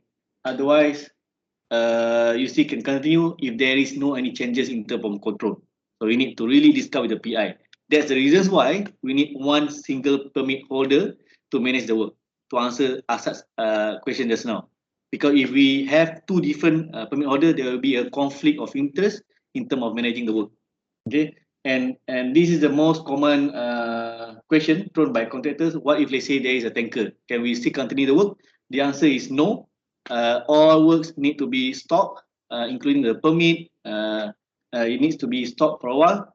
No need to revoke the permit or close the permit. Just stop for a while after the tanker go out from the site. You can still continue using the same permit. However, Gauss, just a time check quickly. Do we need to stop for a quick coffee break or something? I think we've gone straight without any break. Yeah, we will. It's supposed to be at 12:30. We should start the group discussion regarding how to fill up WCF, JHA, and permit to work in a very light discussion. Okay, how long more for we to complete the permit work module? I think we almost there, Darwin. Are we going to use another pack? I don't think so, because it already cover the entire permit to work modules. Okay, let us use the time during the workshop to review if there's anything to cover. I mean, just take a fast track that. Yeah, but yeah, I mean, if you, this is the how many pack more to complete this pack now? How many slides? I can say once done on the permit information, I mean the permit chapter, then we can close this module already. Okay, then maybe we can give them about 5 or 10 minutes coffee break before we start the workshop. What do you think? What do you think, Anand or Abid? Do you want to complete the group discussion, then we go for break, or we have a break first? We take the break first because it's almost 2 hours. Then we'll come back and do the exercise, I guess. Okay, let's do now lah. If that's true, let's do now. Is there anything here? Anything apart from here? I mean, this pack. Is there? We missed out anything else, Gauss? Can you just check? I think we already downloaded them with a very heavy discussion just now. Let's have a break for a while, and then we continue with this rule and complete the permit information. So how many slides are left in this one? I think another 2 or 3 more only. Gauss, can you just quickly run through the 2 or 3 more? Then we take a quick 10 minutes break. Okay, all right, Ken. Okay, this is the rules. When there is a tanker arrive to site, so the instruction is very simple. Stop the work for a while until delivery been made, and another 30 minutes for the vapor to be dispersed. Okay, because there will be accumulation of vapor during tanker delivery. So guys, this is quite an important rule. Yeah, the moment that there's a tanker delivery site, the entire site will become a flammable environment. You know why? You have a vent stack, vent pipes. The moment this product has been delivered into the underground storage tank, UST, the tanks will start breathing heavily, and it will release an exponential amount of vapors out from the tank as the product has been delivered. So this process will take within 30 minutes to 1 hour product delivery, depending the size of the capacity of the tanks, whether it's 90 KL, 60 KL, how many tanks you have in the site, and so on. So imagine right after the delivery, the whole site will be a flammable environment. This is the time that we should not be performing any works there because there's a potential fire risk. So we need to wait at least 30 minutes. So my suggestion in Malaysia, we have put a more additional buffer. Well, Shell requirements say that 30 minutes, but in Malaysia, we have additional 1 hour buffer. After the product tanker delivery, we waited 1 hour, making sure that the vapors are dispersed and dissipated from the location. Only then we will start the gas testing to verify whether the LELs are adequate to perform, only to commence the work. So to this extent, when the tanker delivery, you're not allowed to perform any works, whether outside at the C-store or the forecourt or within the C-store too. You need to put a hold. So make sure that this condition is known to the L3s. Thank you. The next rule is that when permit holder cannot supervise the work, that's what we are always discussing now. So hand over to another permit holder. So permit holder need to leave the site, for example, or there is a change of shift, which is required to work 24 hours, for example, 24 hours 7, we're required to have 2 work crew or 2 permit holder. So the permit need to be signed off, the work clearance as well. Okay, and then remote. Okay, this is another requirement for permitting. Yeah, there's no any remote permitting is allowed, as mentioned just now. Okay, and then self permitting, which is issuing a permit for a work that the PI will be participating in. Okay, the requirement for permit issue is that permit issuer cannot be the work crew or one of the member of the work crew, meaning that permit issuer need to be an observant only. In this context, permit issuer need to be an observant or observing or monitoring the entire works, which is done by. So what is summarized here, that if, for example, a contractor has a team of people on site, construction managers, field engineers, permit holders, supervisors, and worker, the engineer or construction manager can't undertake the same role as a permit issuer and the permit holder because there be a conflict of interest. So the permit issuer must be an independent role, either an accredited permit issuer from Minehart or directly from the L3 company, but it should not be from the site team, from the same team here, which should not be allowed because there could be a perceived factors that where people may likely to deprioritize health and safety related issues, or maybe pushing to other agendas to priority. Yeah. Other than that, there's a reasons why mentioned by Darwin just now. We need a second pair of eyes. Okay, that's why PI cannot be members of the work crew. This is a permit issue on site. He's not doing the work. He's basically walk the line with the permit holder and making sure that every single control is implemented. When we talk about blanket permit, a permit for an activity over an extended time, it is also not allowed. What does this mean? Yeah, you're basically using the same permit. You are extending the time using the same permit. For example, like 29 July, you're already issuing a permit until 4th August. Then you are using the same permit as well, just to extending the time. You just extend the time only using the same permit. Okay, this is what we call as a blanket permit. And then for multiple location a permit for more than one location. You are using one single permit document just to issue for multiple location. Shell A or Shell B and Shell C. You are issuing for 3 location sites. Or even within the same site. If you are doing excavation and also at the same time you're doing hot works, but at different locations, then you also treat this as this condition, multiple permits. You can do that as well. Okay, multiple activity permits, more than one activity covered in a single permit. Okay, this is what we discussed earlier. I think in day 1, we talked about the whether we can issue. Sorry, there's another discussion, room of discussion. So, and by the way, you can issue multiple activity in one single permit if there is no conflict of control, which is the control can conflict. What does this mean? For example, like you do excavation and confined space together, whereby in nutshell, excavation and confined space can be in the same place. So it might be sharing a same control as well. So it can be done. However, it is not recommended. So this goes back to our detailed discussion earlier, where we discussed that can you write a permit for one work on one site, but for multiple high-risk activities on one permit to work? The answer is yes, but this has a problem. The controls required for one activity may be different from the controls for another permit, so it can be very confusing for the permit holder. Our recommendation is that a separate permit should be written for each activity. Be careful that there are two permits operating at the same time because activities may conflict. Example, that one activity that generate fuel vapor, LEL, may conflict with another activity involving hot works or confined space entry. The permit holder will need to consider these types of conflicts and schedule the activity so that there is no conflict. So Azad, to your question, we mentioned that they need to schedule these activities accordingly instead of planning it all at one time. Yes, when we talked about the various incident happen in our local market, which is Malaysia, because this is back to the poor planning. The reasons why they unable to issue a permit in the same time for the same or for a different activity. So this is back to the poor planning of permit holder and also the team as well. So we need the proper planning to carry out multiple activity at one side. Okay, as you can see here, high potential for error. If let's say you issue a multiple activity in one single permit, for example, a confined space and working height, this might be differ in controls, how you manage confined space and working height in the same permit. So it is recommended to issue in different permit, which is you might have two different permit. Okay, issuing permit to the same company, yes, it can be issued permit to workers from the same company. So again, PI cannot perform any work. He cannot be part of the work crew, and he also cannot be a permit holder. What if let's say changes in condition? We always discuss. We also discuss this numerous times. Work need to be stopped. Permit holder must stop all the work and refer back to the PI. Get PI advice in terms of this element.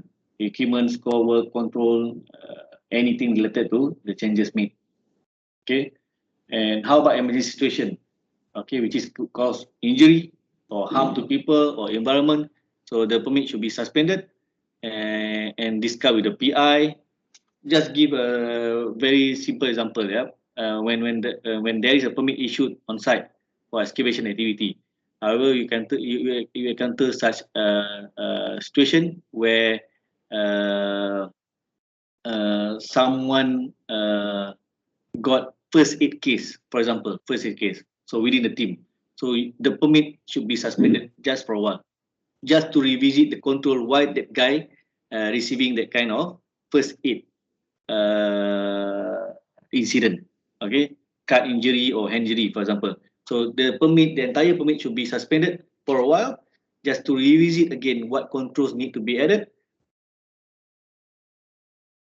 needs to be done to improvise the work to be safely carried out. Other important point to note here, in the event of real emergencies, like for instance, any catastrophic event, any fire or what, remember this documentation can be deprioritized. We don't need somebody, the permit holder, go and write the document, close the permit where there's a fire happening outside. The priority need to be changed, where we need to quickly go and implement all the recovery controls in terms of diffusing the fires and extinguishing, phone call, escalating the incidences and so on, while the documents can follow later on. Yeah, we do not want the permit holder sit down in the green zone writing the permits, closing the permit while the fire happening behind him. Mm-hmm. Yes. Or any emergency situations, right? Okay. Talks about record and audits. Documentation must be written for 7 years. I believe this is also as part of the local statutory requirement. This is it's not only a local statutory requirement. I think this is generally a international standard that need to be applied, where ISO 45000 requirements and so on, where Minehut is accredited ISO 45000 standards. We need to ensure all the permit must be retained to up to 7 years. As I mentioned to you, these are legal documents, can be audited, can be checked, in the event of any emergencies, in the event of any incidences, this document will be used in court for reviews, can be tested, can be challenged, and so on. So Yes. I think, Abid, you need to find a way, how do we actually pull all this document for the contractors and retain it in one location? We have another approach to manage this, where Lucidity has an ability to document all the permits being issued on site. We will coach and guide Abid how to do this separately, so that he can use Lucidity to document all these permits. Yes, basically we have improvised this statement, yeah. Because why? In Shell permit to a document, it stated there 1 year retention time. However, we follow the certain requirement, which is worldwide use for this kind of approach. But however, if you have a legislative requirement whichever more stringent than 7 years, if you're saying that document will be retained for 15 years, that applies. Yeah, that straight away I think supersede our requirement. So whichever higher standards we need to apply, whether local standards or client standard or minor standard. Yeah. PI is responsible for keeping this record. I mean the permit and used for review and required in case of any incident. So this permit is legal. It can be used for any investigation as well. Okay, I think let's do this exercise together with the WCF, JHA, and permit group discussion later on. Let's have a break. Now 12:30 Malaysian time and 9:30 Pakistan time. Maybe how long you want to have break, guys? Can you just please tell us? 10-15 minutes, Anand, whichever comfortable to you guys. Yeah, Yeah, 15 let's minutes. do 15 minutes because we 15 minutes. All right. All right, good to go. 9:45, guys. Please be back. Okay, cool.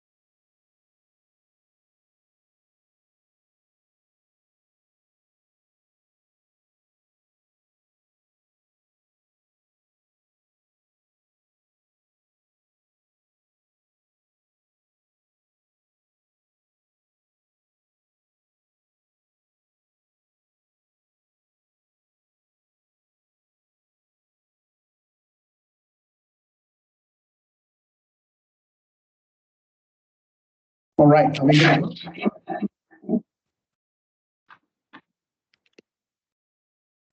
Maybe we need to wait for Abid since Abid is managing the breakout room. We need to explain this first to them and then we put them in the breakout room. Yep. Do you have everyone here now? Can the rest turn on the camera, please?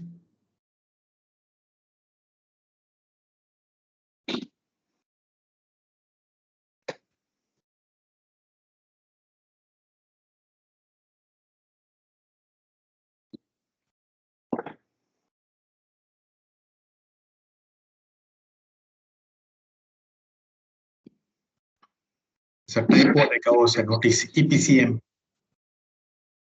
Sorry. Oh.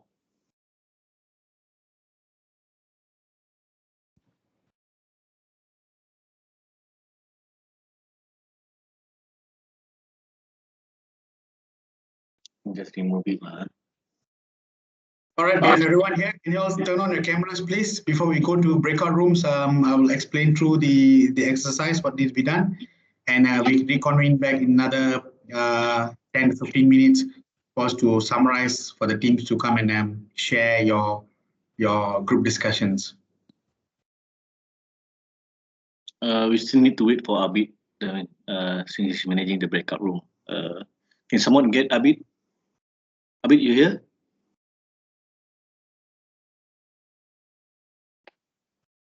I can only see 8 cameras turned on, another 4 more missing.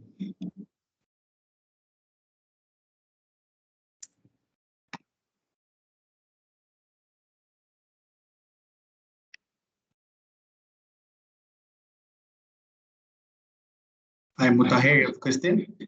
Yeah, Gavin, actually, I have two questions. I want to ask you both you guys. My first question to you guys is one work permit useful for how many days? Only 1 day or minimum 1 week? 7 consecutive calendar days. So say that you have issued a permit today. Today is Thursday, right? The permit will expire next week, Wednesday. Next, you mean for 7 days? 7 consecutive calendar days. Okay. So say that the permit is issued on Tuesday. The permit will expire next following week, Monday. All right. Kevin, my second question is that the work permit you gave was for 7 days or was 7 working days, and if they were completed, when the team check and miss or not complete finishing a little bit of work over there, or custodian check the work. All right. Uh, and contractor does 1 to 2 hours of work the next day, will he have to start a work permit again? Yes, Or he should. will he adjust within the previous work permit? No, if the permit has expired, we need to reissue new permits. Okay, because 1 or 2 hours work. Yes, even it's 1 hour or 2 hour work, the risks remain unchanged. All right. All right, can we start, Abid? Abid, can you start? Okay, let me quickly brief the team now. The exercise that we're going to undertake now, which require the teams to work based on the pre-call room that you're going to be going into, Group A, Group B, Group C, and then you will need to come and present. So the rule of engagement will be the person that going in each group need to quickly select a presenter. The presenter need to come and show his screen and present to us his findings based on the discussion, based on the questions given. And as well, those who are facilitating the session, you have rights to also to come and support the presenter in the final presentation. Yeah. So the scenario will be an exercise that will be performing works. A site supervisor proposed to conduct a groundwater monitoring event at an operating service station. The activity will be conducted on 6 wells across the site, 6 ground monitoring wells. Yeah, 4 are located outside of the hazardous zone and 2 are located within the hazardous zone adjacent to the dispensers. The site supervisor will be working with one other person at site, and a fuel delivery is expected sometime during the day. Another contractor is working at the site conducting canopy repair work. So in a simple understanding, if Minehart were to work on this site on the canopy, and at the same time supervisor from another contractor or another partner performing groundwater, I think this is generally ACOM, right? Your SGW partners in Pakistan. Is that ACOM? Anand, who is your AGW partner in Pakistan? The groundwater? Yeah. We have an agent from ACOM, local Okay, all partners. right. So Minehart were to undertake our activity on the canopy top, and ACOM requires to do groundwater monitoring. It's a SIMOPS activity. And as mentioned earlier, there is some condition where they need to work in the hazardous zone and then also outside the hazardous zone. A fuel delivery from a tanker is expected also same day. And other works, our works are working on the performing canopy repair works done. So the task for today is you need to, within each group, to think through the situation, what may be required to perform the activity. I hope you're all taking notes in now. Just think through the situation. That's the first question. Yeah. What is required to perform the activity and what other risks may present which may warrant a permit to work? That's the first question. Second is work through the questions on the next slides to determine whether permit work is required or not, but following will help the presenter, following will show you the guidance here now. So can you go to the next slide, Gauss?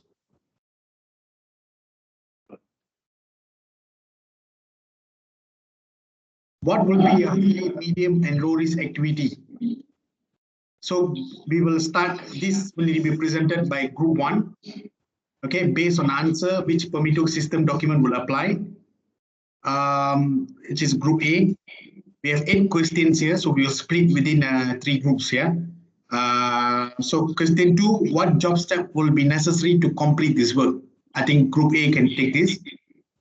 Group B, what are the risk hazards that workers would potentially face when performing this work? What controls will need to be in place to perform this work safely? This question 3 and 4 for group B.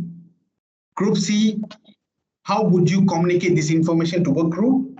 How would you make sure they understand the risk and the controls that must be in place? Group C, and the last 2 questions is how would you make sure that they follow the procedures in JHA, and what would you do if someone does not follow the procedures? Maybe this one I'll pass on to Abid. I already put in the chat box what you need to identify based on the first slide showing here. I already put in the chat box there. So once you identify, I will repeat again. Yeah, there's 8 questions here. The first 2 questions go to group A. The question 3 and 4 goes to group B. Question 5 and 6 go to group C. And Abid, you can take up question 7 and 8. So you need to think through the situation, what is required, and Gauss, how do we get them to write the permits? All right, let me show you how. Let me show you how what you need to do. Yeah, first of all, you need to understand this is WCF. Okay, we have 3. Again, I repeat myself. In permit to document, permit to system, we have 3 mandatory document, which is work clearance form. This one, as you can see here, and then GHA, job hazard analysis, and also permit work document, which is permit form. Okay. Okay, as you can see here in WCF work clearance form, we have general information where you need to fill this up based on date, person, work order. You can ignore this as long as you have, if let's say for example you have work order number, you can put it up. Otherwise, you need to put a job number. Job number basically based on our project ID, ID numbers. Okay, and then company is the contractor company's name, not Minehart. It is supposed to be contractor company's name. And then site address will be Shell station address. And the minimum level of PPE to be worn or used at all time, this need to be tick all. You need to tick all of I these. think Gavos, these are all pretty self-explanatory. Let them do this and then we can correct if there's any improvement required. We don't need to spend too much time explaining every line item here. I think I just changed the presentation now. I think it'll be more meaningful. Let's do this differently. Instead of everyone is writing the permit work clearances, can I ask group 1 and group 2 take up the first 8 questions?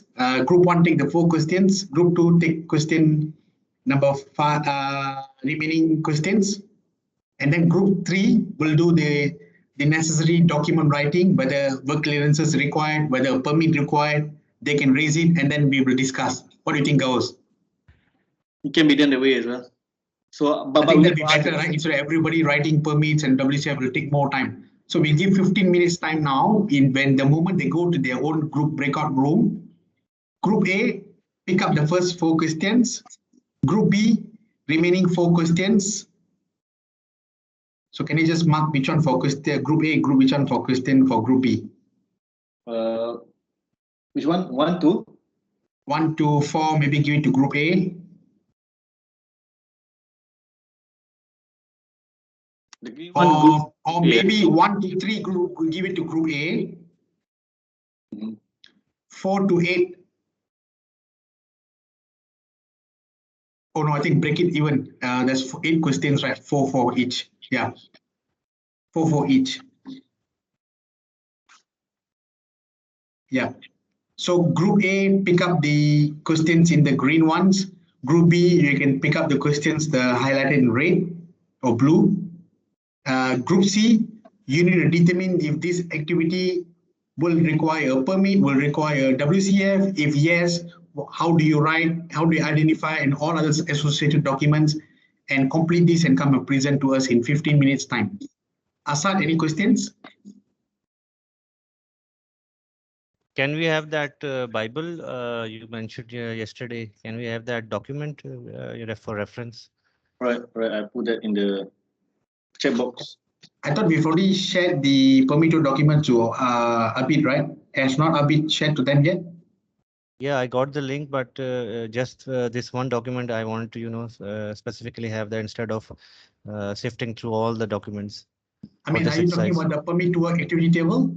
Yeah. Gauss, can you just share it here? Would you be able to share it? I put it in the chat box. I did not see yet. Is it in the chat box? It's uploading. Yeah, there you go, I believe. Can you see? No. Shared? Can't see yet.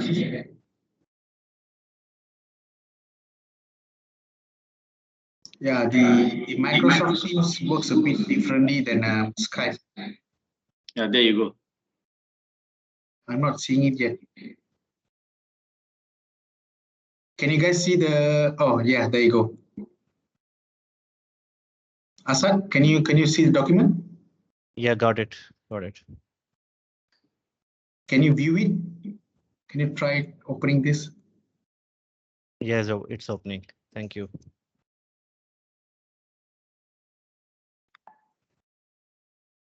You just need to go and download this document and then you open it. Yeah. All right, can we start now? We start. Is everyone clear? What are the expectations are for the exercise? Or you want me to repeat again? ABC, everyone clear? Gauss, can you go one slide before this just to show them again? I hope each of you can take a photograph so that you need to share this. This exercise is pretty self-explanatory. You just based on this situation now, we want you to think through the situation and what may be required to perform the activity and what other risks may be present, which may or may not warrant a permit to work or so on. So work through the questionnaires which we given in the text box here to determine whether a permit required or not, and the following necessary controls and also present it back to us within the own group. So 15 minutes time, the guy who facilitating. So the rule of engagement is, if example in the group A, if Anand is facilitating the session, he shouldn't be presenting it. We want everyone to be involved and participating in the session. So group A facilitator can be Anand. Group B facilitator can be, is it Asad? can be Fahad. Group C can be Asad. And the rest who are not be facilitator, you are required to start writing notes. And those who are not participating, you need to choose them to come and present it. So that way we get everyone to participate. Yeah, are we clear with that? Yeah. Narun, can you explain about the group C? Group C will Yeah. need to start writing a good documents and determine whether they need a permit or they do not need a permit. And if WCF required, what are the additional document required? So they can use their own PowerPoint to just start writing notes and present it together in a group. So group C can be a collective efforts. Everybody can come and present it, not an issue. Yeah, thank you. So should we I start hope you now? have taken. I hope you have taken photos of these scenarios, and the questions is there for Group A and B, and Group C's. You need to start working on the document itself.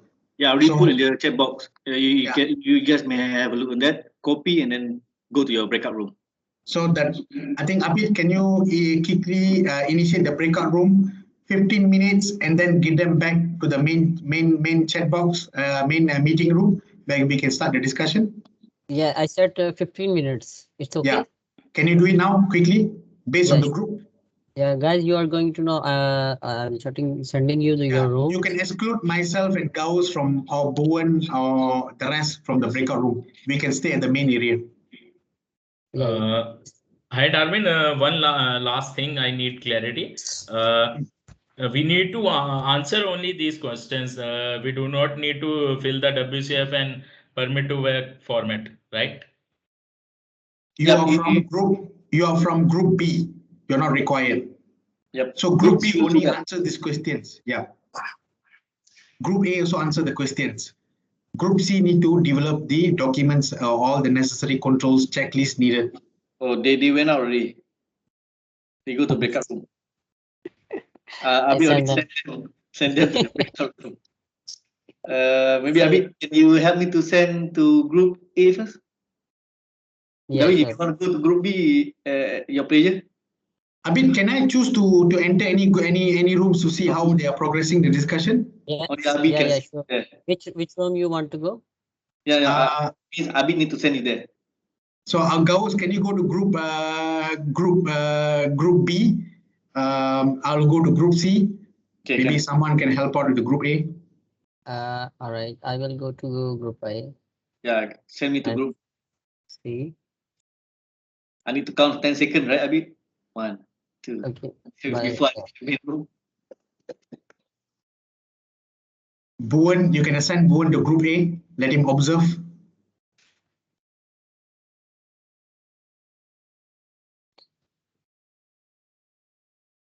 So, Ross, which room you want to go?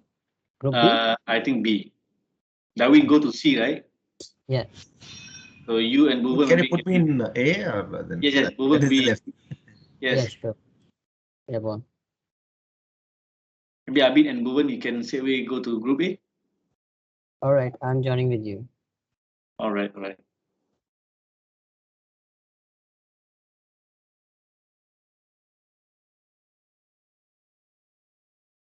Everyone, are you shifting? All right.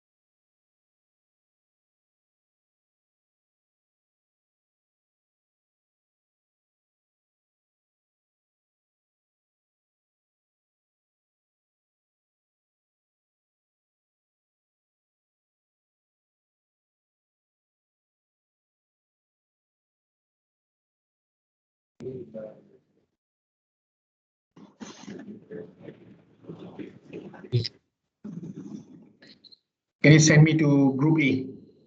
Yes. Now you are shifting to group A.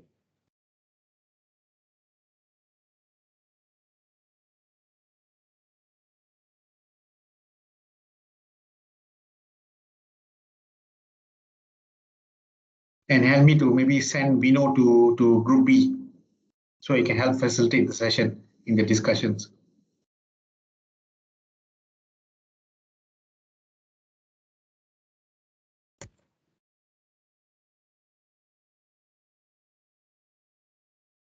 There's Vino as well here, my deputy.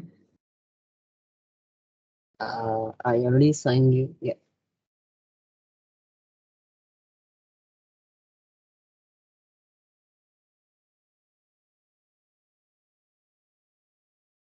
Have you know? Good morning. Can you hear me?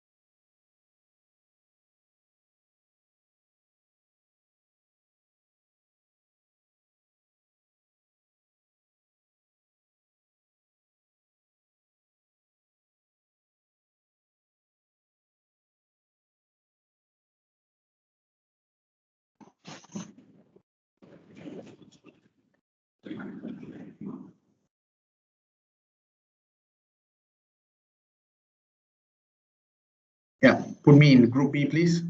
And you can put Afris and Vino also. I see they are still dangling in the main meeting room here. Put them in group B also.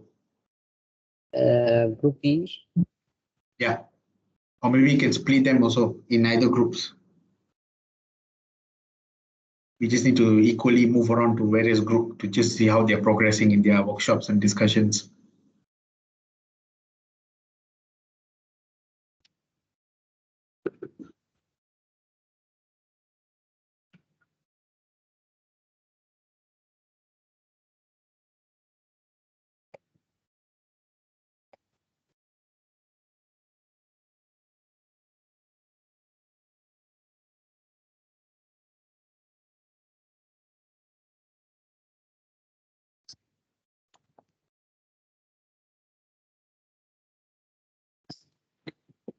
यार तो चंगा पता तो doctor जाके आया doctor यार मैं उन तेरे सामने मीटिंग के 2 मिनट भी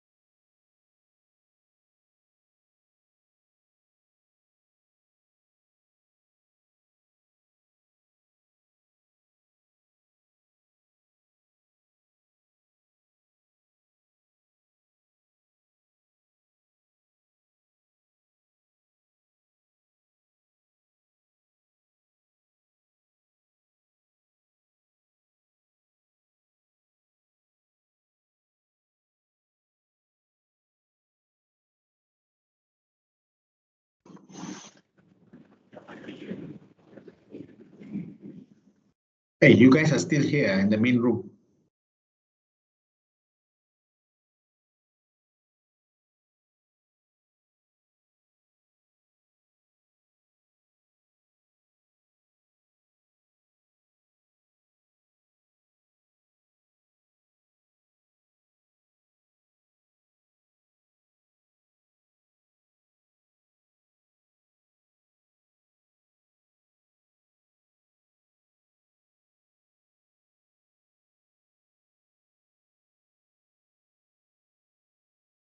So Abid, what do you think about this?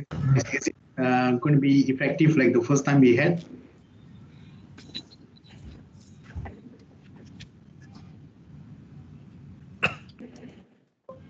hello, can you hear me? Yes. Our guys are shifting again. Yeah, all rooms are closed. 15 minutes are over. Welcome back, Yes. Oh, it's guys. time moves fast. That's how project management works, guys. You got to keep up with the time. I'm in tight wait for none. Exactly. Time and tight wait for no one. Okay, cool. I hope you had a good, meaningful discussion. I went into all the rooms and I saw a good level of discussion is done. Who would like to volunteer? Can we just go by group A, B, and C? So group A we need to present first. Yeah, we can. So it's your show, guys. We'll be giving so- marks to each of the groups. From Group A, Harun is presenting. Freechap, can you show your share your screen?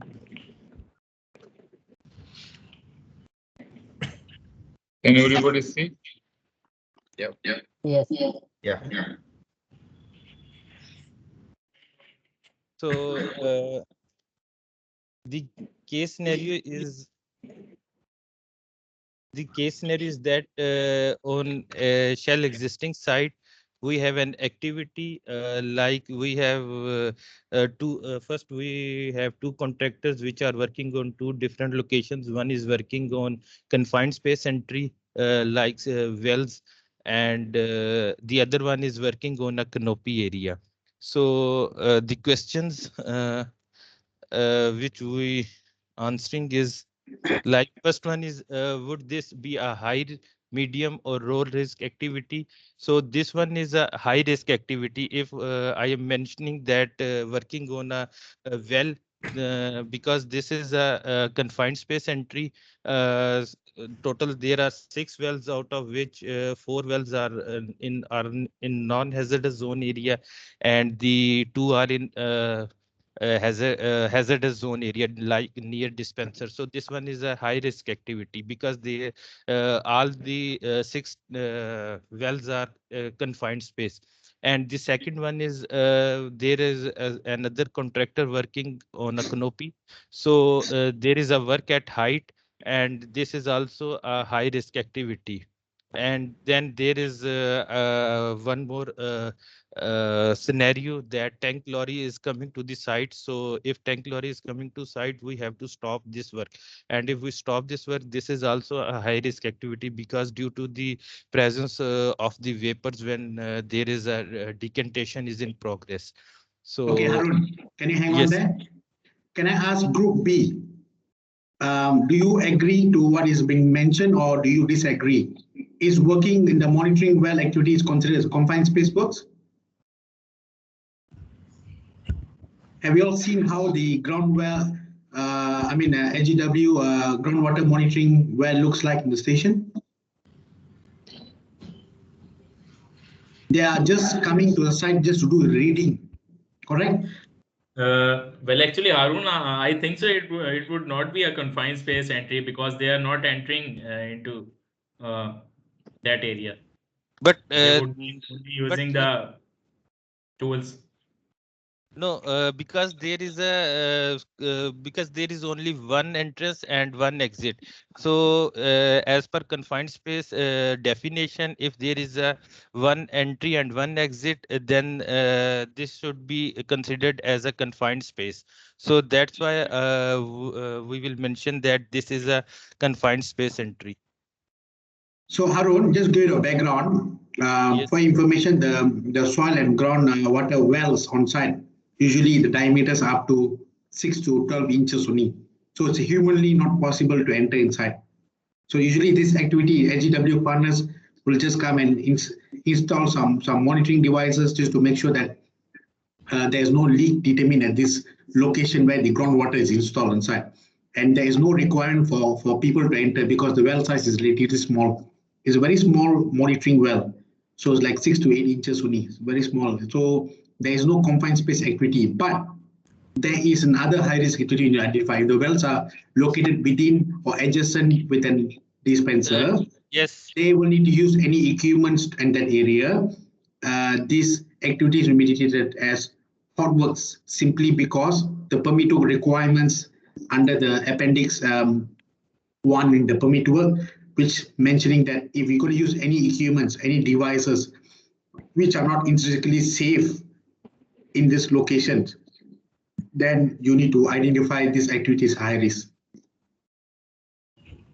So you need to also understand if type of equipment used rather than just looking at the activity, what equipments involved in these works to determine whether this activity will require a permit or not, or will be treated as a high risk. So that's the way how you determine understanding the work activity. And also similarly, the conflicting works when these guys are working at the monitoring well. People are carrying out works at the canopy top, conflicting works, right? Is this Yes. a lot? There could be a drop objects. There could be a fall potential fall people from top to below. So you need to make sure that you can't commence the activity at same time. You need to determine which party should be going in. So this is where an active discussion to be held between FMC and PMC to determine who should be going in first. This is where the discussion will be held thoroughly and detailed in the work clearances with the presence of detailer. Right? And same time, I think we have fuel delivery to site also. So we need to understand which will impact this. So if the fuel is priority for the site, then they need to go in first, fuel need to be delivered, and we can deprioritize our work. Or maybe HGW can deprioritize their work, either ways. So the thought process need be there, not just looking at the work they need to work on this at the type of activity, but the equipment they use also need to be considered through. Will they cause any sparking related issues? Will they cause any static issues or generate static electricity, which is likely to cause fire? All right, over to you. Can you continue? Then second question is based on your answer, which PTW documents would apply? So the documents which we require on this side is WCF, JHA, PTW. Because this is there are high risk activities, so that's why we will require these documents. And along with we have a gas tester or gas tester log, authorized gas tester person, TBT and Lototo equipment. If we are working near to dispensers area, so we have to log out, tag out that area. So these documents are required on PTW. Okay, thanks. Then I think ATG will not come into the picture, right, Darwin? Yeah, this ATG is just an equipment. Equipment. It's not. There is no document which is pertaining to us EPCM work as well. Which you do ATP. Yeah. Then second question is what job steps would be necessary to complete this work? First, we have a TBT on site in which we will instruct the workers that we have two activities ongoing on site. One is working on a well in which some is in hazardous zone area and some are in not hazardous zone area. So we will instruct according to them that if this is one some is in hazardous zone area, then there is some other scenario because these are high risk activities. And then after that there is a work at height activity ongoing. So we will instruct that what precautions are made when they are working at height. So this is TBT first one. Then we have to fill out the documents like WCF first, work clearance form, the JHA. After that, when we show these documents the permit from the permit holder, then we will issue the PTW, permit to work, that So, for Harun, hang on a bit.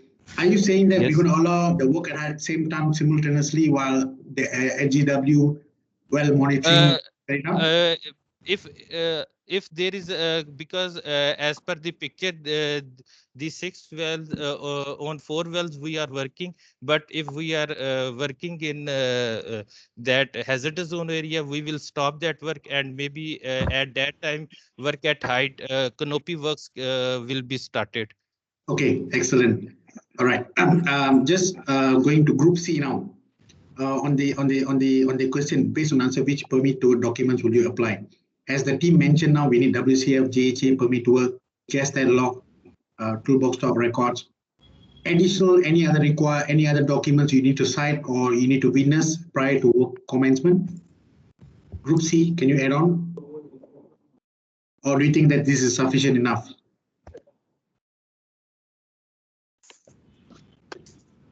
Jazib, can you open up that file? Which file? Here, he was writing the points for us. Arun, can you present your screen back? Yeah. So what other documents required here? Uh, Basically, we assessed it as per our understanding. In terms of canopy work, there were sort of two sort of issues. If the canopy work involves welding and some sort of electrical or flammable, gas cutters sort of thing for repair, so then it would be in the high risk activity. But if there is some minor work like fixing with some screwdrivers or just riveting, so then it would fall in the medium category. For high risk activity, we would require a WCF permit and JHA, all three, permit system, documents. But if it falls in the medium category, then we would, skip the JHA and WCF, skip the permit, and WCF and JHA would suffice. In terms of that, it depends on the work. Similarly, for the underground testing, the areas that were outside the hazardous zone, and there was no entry required inside the well, and they could have just collected it from the sample. If they want to collect some sample, they can get it from the outside. So no sort of any work permit required. But sometimes underground wells, they might have some sort of gases, from the sewerage or anything else. So we must be careful in testing the gas level. But sometimes it happens that you open the maybe there's some manhole, or there's some well and some gases are accumulated in that area. So we need to check up those gases. Excellent, Asad. I think you've pointed out that. And also in addition to that, for high-risk activities, we do also have mandatory checklists that we develop. As presented in the earlier permit to module, Gauss did share to you in one of the first few slides, mandatory checklists we have, for instance, like working in the hazardous zones and so on. So where hot work is concerned, in this case, we don't treat this as a confined space, but we treat this as hot works, right? So if this activity be carried out, we need to use our mandatory checklist. Similarly, working at height, we need to have a mandatory checklist also, right? Working height checklist, so that it be added into the current template. Thank you. Back to Harun. Over to you.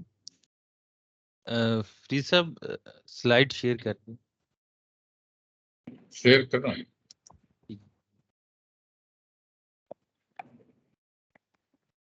किसी और ने control ले लिया.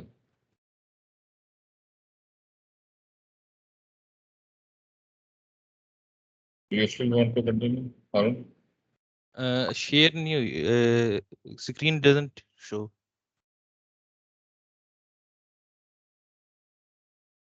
Can you see my screen now? No. No? Yes. I think there's a time delay, I guess. Harun, can you try sharing your screen? Because Freed will write the answer, so that's why. No, we want to continue with the discussion. So can you go back to the presentation? I mean, the notes that you have put into presented earlier.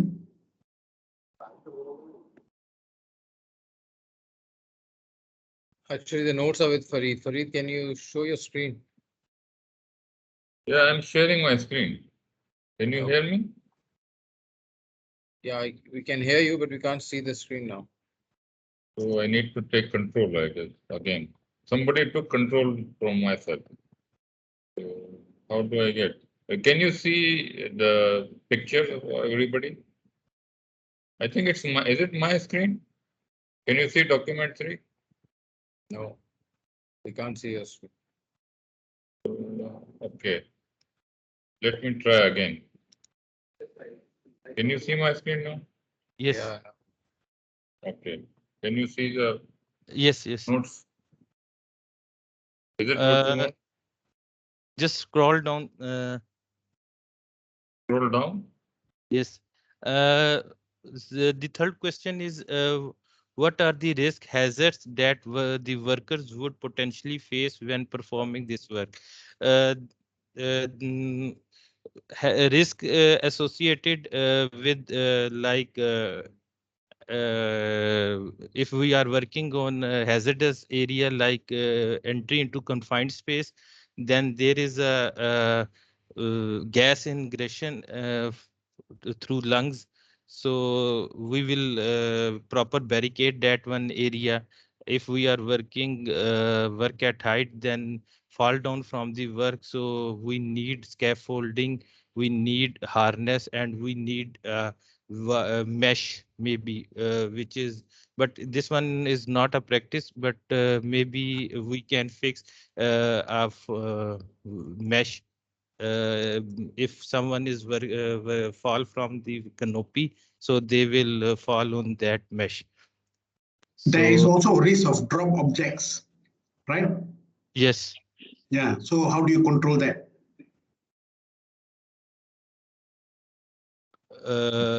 Can you repeat? So they The want risk of answer. drop objects, how do you manage that? Drop.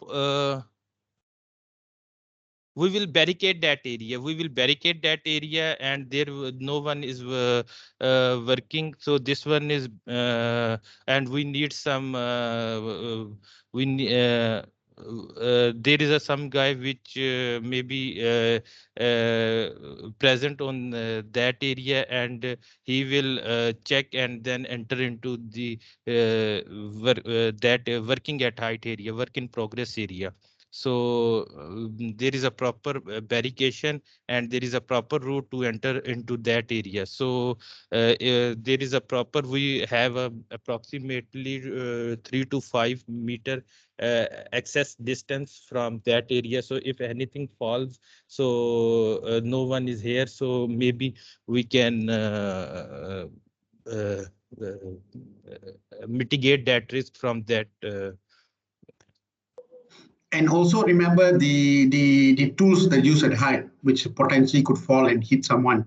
We should also use all the tethering devices, right? Correct?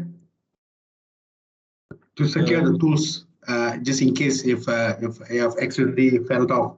So all the Yes, tethering but there devices. is, but there is a in most cases there is a belt we will fix on that one, and then we can, if we need any tool, we can take from that belt, and then after work is finished, we can put it in that belt. So or we can have a bag, and we can just put in that put in some safer location. So if we need anything from them, so we just Yes, you can do that. But what I'm saying that when you're using the tool, you potentially could slip and drop it.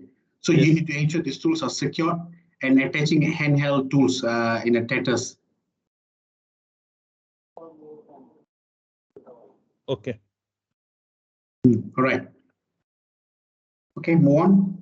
Then fourth question is, what control would need to be placed to perform this work safely? So I think 3 or 4 questions are answers are much more similar. We need barricade that area. We use harness.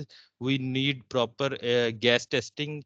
We need proper PTW system. We need proper TBT to toolbox stock to ensure that work when working in gas testing area, so they know how the hazards, and if they, in case there is some emergency, so there is they know how to respond to that emergency.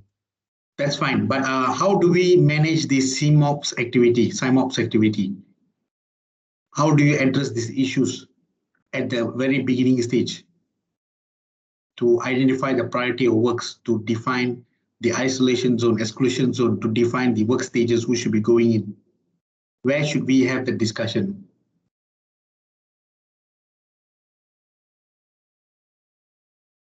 or who should tell us that there'll be this number of activities will be done on the site?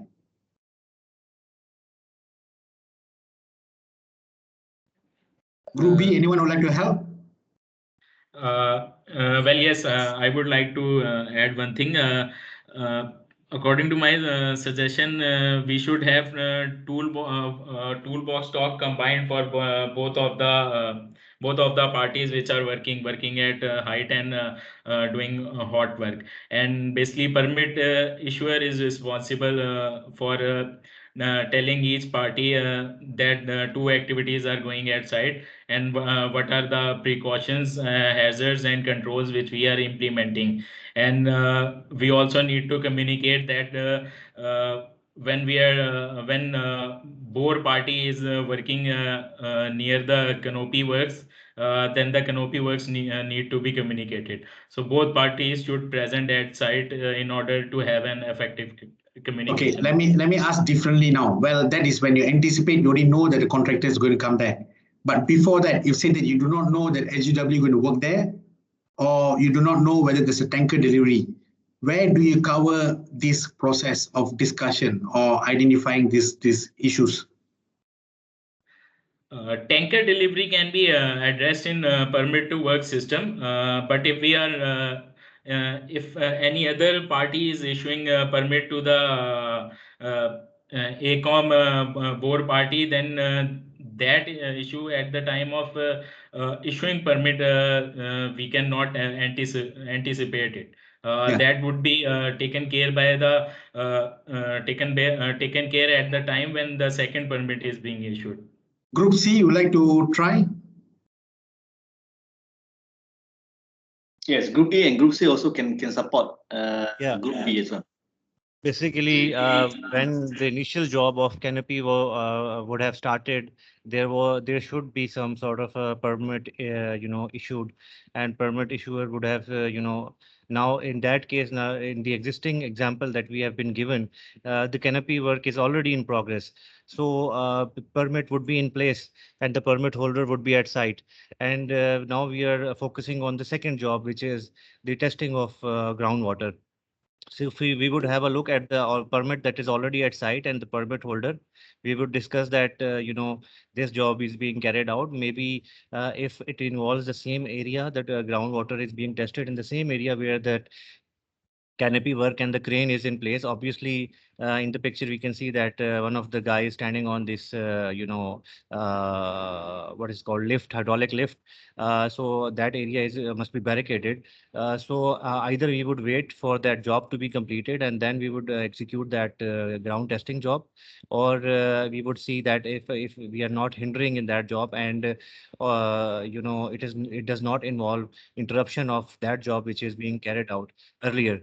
Okay, so let me help now. The first person that have control of all this activity is the asset owner, which is retailer.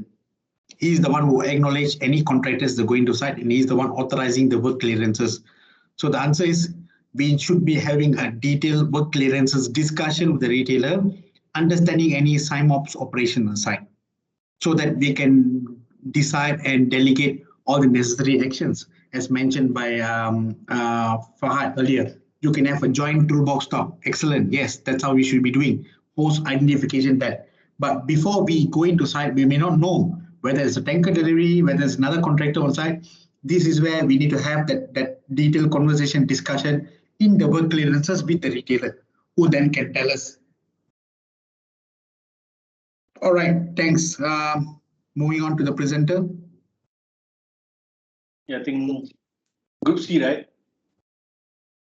Can you explain to us? No, we are still the Group A. Group A, can you complete these questions? Are you done? Then let's move on to Group B.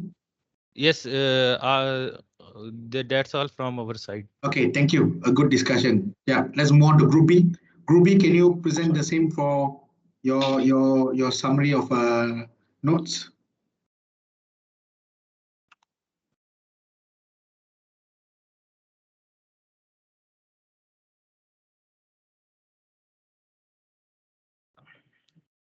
Can you see my screen now? Would you be able to zoom in a bit? Yeah, I think better.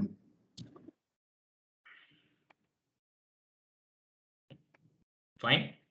All right. Yes. Okay. So our first question was, how would you communicate this information to the work crew? As Harun has already mentioned, we would be having a toolbox talk, and we would be filling JHA, WCF, and permit to work along with all the documents. So effective way of communication to the work crew, I would say that when we would be signing off these documents in the toolbox talk, we can always add and discuss activities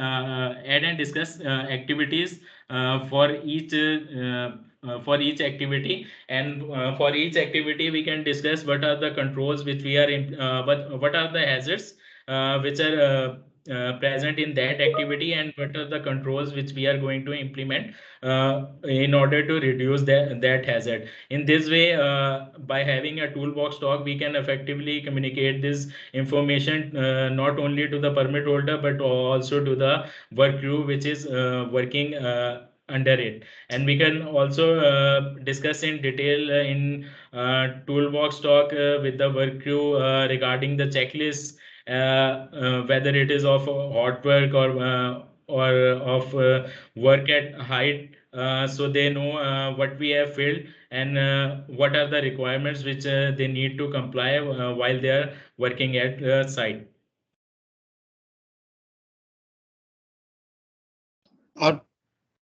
Anyone would like to add on, or otherwise we can move on? In the Sorry, Fahad, you're saying something? No. question number Oh, 6 is Fahad Hussein. Yeah. question number 6 is how do you make sure they understand the risks and control that must be in place?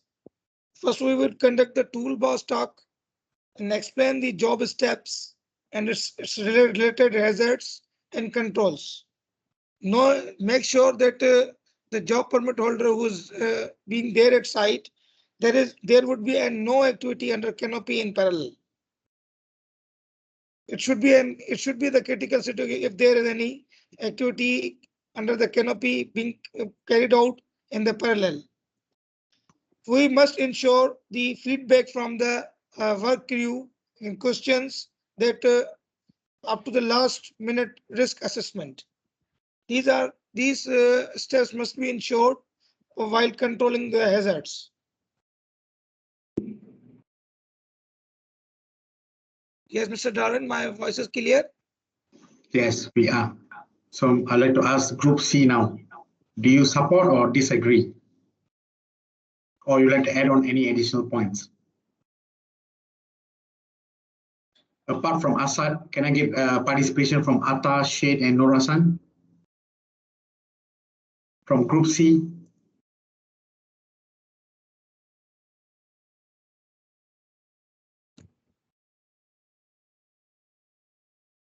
Norasan, can you just advise us if this is adequate now to ensure the controls are in place? How do you ensure that things are done? Or is there anything else we could do here? No, go on. Differently. Can you turn on your cameras, please? Noor.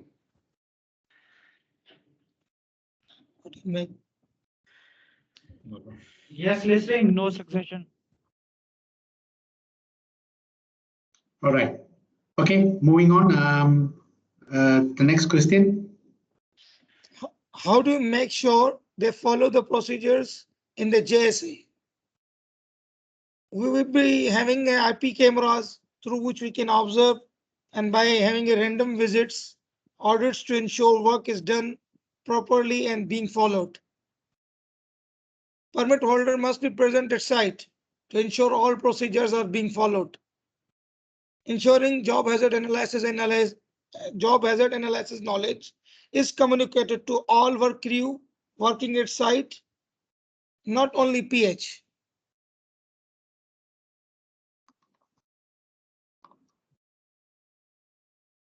Not only a permit holder should be the responsible, but permit holder should ensure the knowledge completely conveyed to the work crew, those who have been working at site.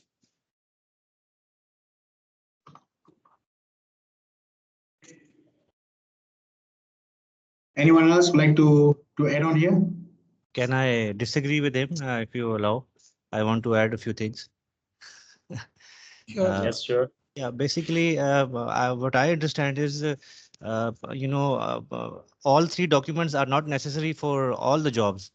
Means we are not, why should we, if the activity is not that much critical and it has a medium severity or medium criticality, why should we bother with the GHA if we can work with work clearance form and, sorry, why should we add a permit if we can work with GHA and work clearance form?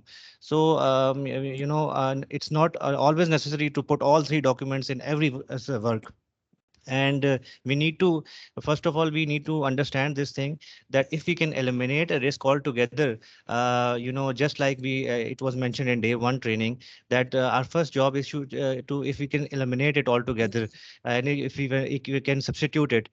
So in that perspective, we can see that all of the requirements, it would the criticality or the severity would just go down. So our main focus should be to work in a safe environment, and how much we can, we are focusing on putting controls.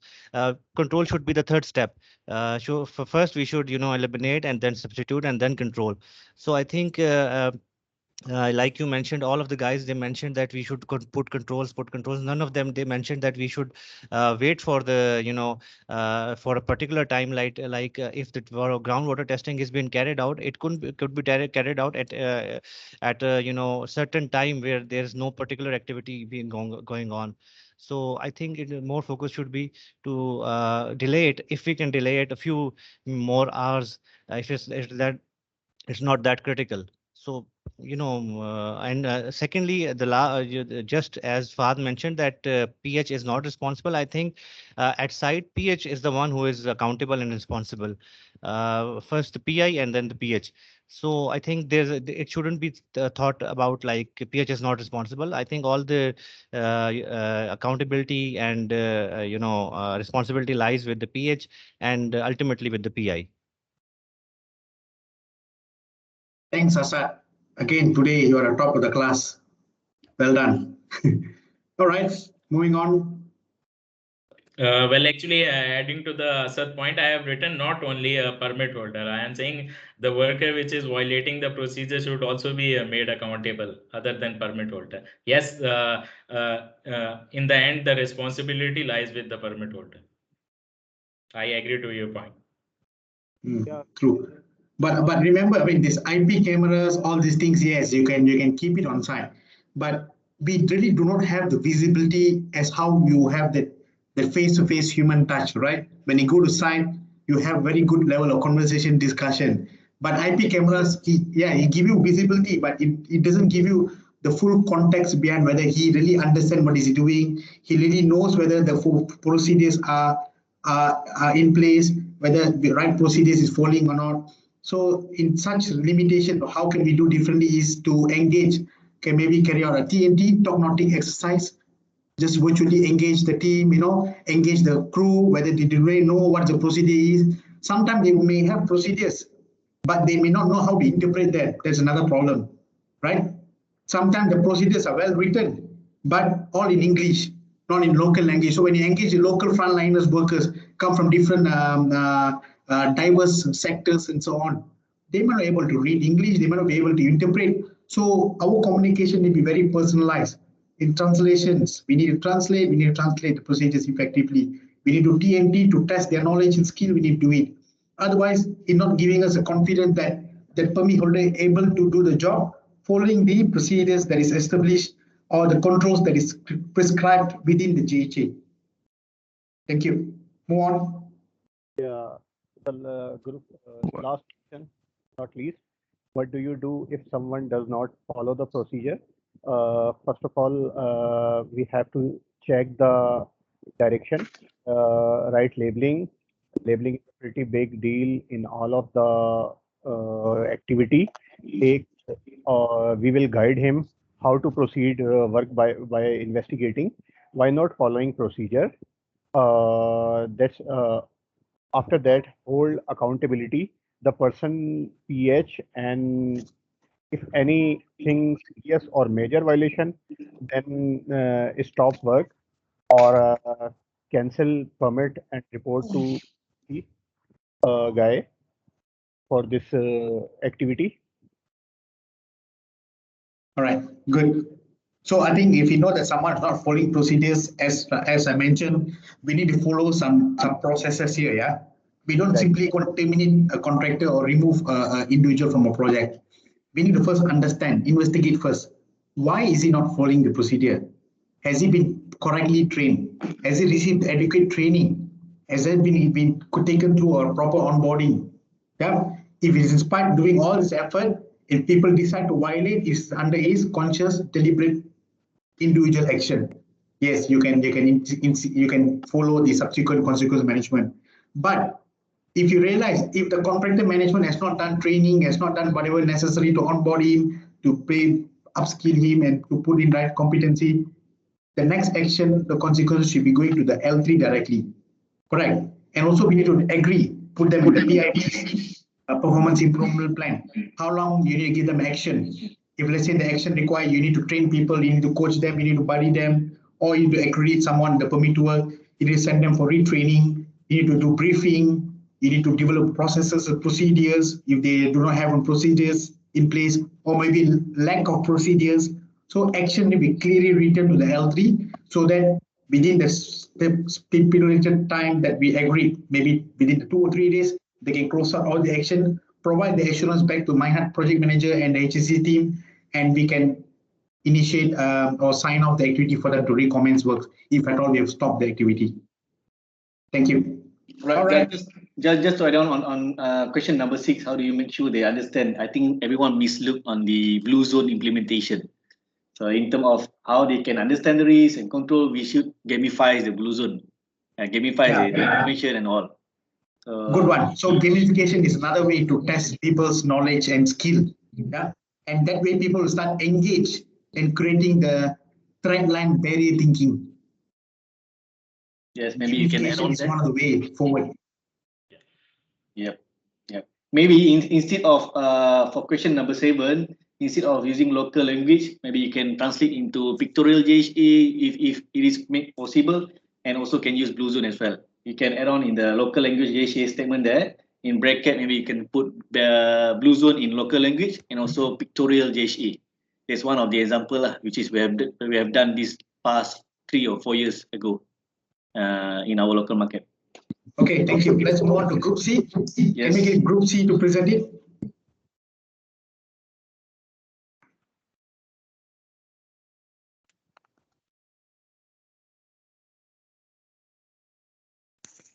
Jazib, will you present it?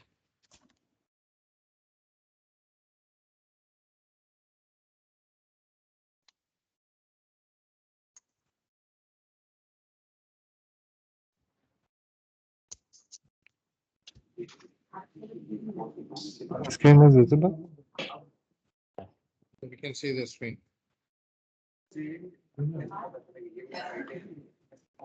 Is Jazib, go ahead.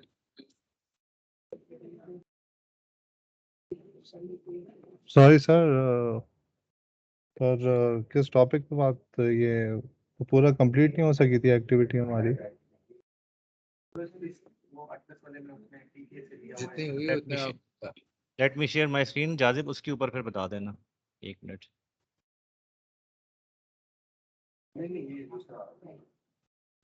आप शुरू करें फिर आपकी team में other members भी शुरू कर दें बता देंगे नूर आप भी बीच में अपना इनपुट दीजिएगा नूर आप आवाज आ रही है ओके जी आ रही Sir, as far as my knowledge, it is the high risk activity. So there, so sir, there would be 3 documents would be applied: WCF, GHA, and a permit. Can you hear? Which activity is high risk? Canopy works. Okay. Asad, have you had any opportunity to fill up the actual WCF document permit work for us to review? Not, we didn't have the because I couldn't find that document. I just found it in the email, just now. So we can discuss it item wise if you can. Okay, no problem. So, let's go with the work clearance form. So we would put the date, and let's say that if we are to just go with the testing, soil water testing, water testing activity, then we won't require the permit.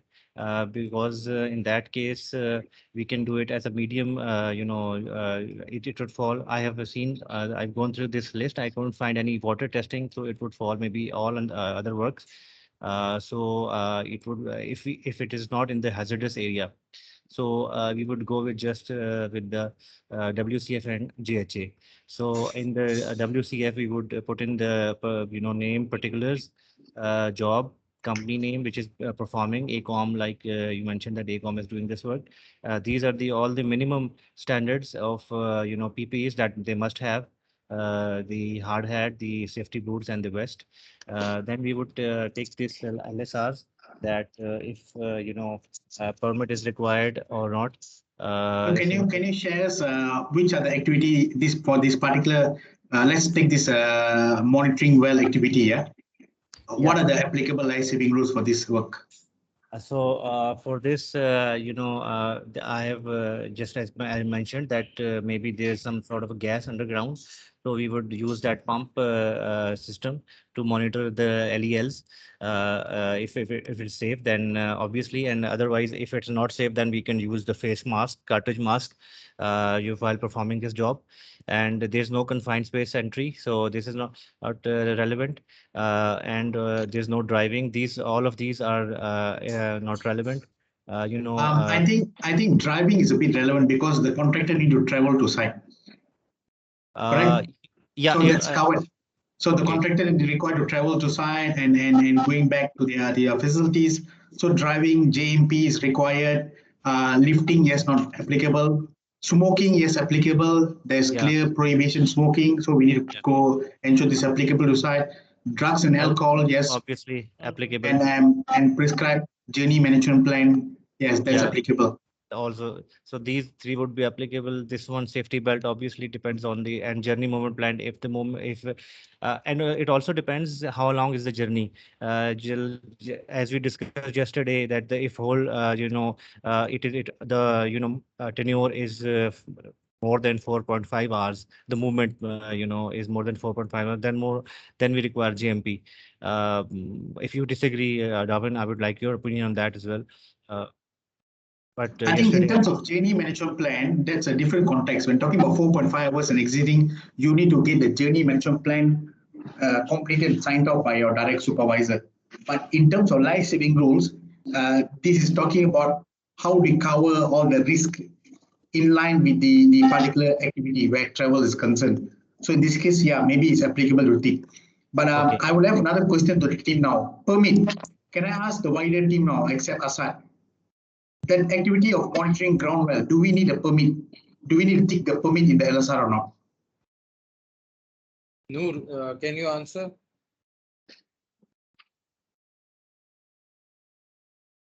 Noor, can you turn on your cameras, please? Yes. Can you take this question, please? Three activity here. Which one will describe? नूर वो कह रहे हैं कि इस job के लिए हमें permit की जरूरत क्यों नहीं पड़ेगी? Can you present the screen Asad back? Or somebody else, yeah. अच्छा भाई कौन सी एक्टिविटी के लिए? आई काम के लिए? ई काम के लिए? जी ग्रास वाटर टेस्टिंग के लिए। Water testing. ठीक है, ये ग्राउंड पे है, ना ये वर्क एट हाइट है, ना ये कन्फाइंड स्पेस में आ रहा है, और ना ही ये सिर्फ इक्विपमेंट से इसको चेक करना है। और हैजर्डस एरिया वाले भी उसमें बताएं कि उधर जरूरत पड़ेगी। हैजर्डस एरिया में सिर्फ जो हमने गैस टेस्ट करेंगे। Can someone translate that to me? Yeah, he's saying that if the job is outside the hazardous area, then we don't need the permit because there's no confined space entry and there's no, any other risk, work at height, nothing is involved. Yeah, I So think confined space is completely out of picture. Yeah, this activity is not considered confined space. Hot work, yes, as I mentioned to you, you need to consider the equipment, the tools they use for ground monitoring, right? Like none of us are aware at this point of time if they're going to use any intrinsically safe equipments, tools, and so on. So you need to determine that. yeah, and he also mentioned that if the activity is being performed in the hazardous area, that in that case we would require a permit. Excellent. Thank you. You're welcome.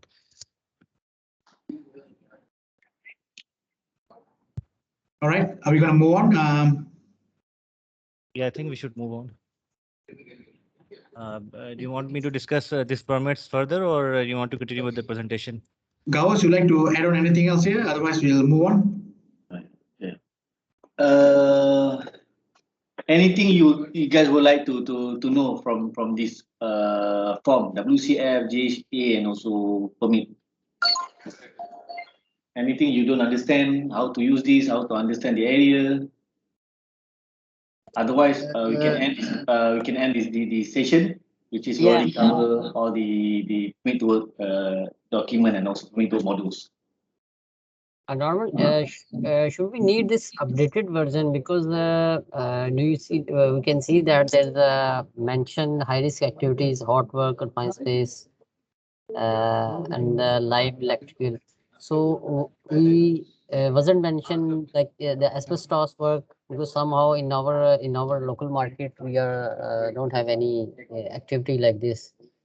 So no, I mean you will never know. I think as I mentioned to you yesterday in training, if there's a presence of asbestos, then you need to treat this high risk activity to remove it.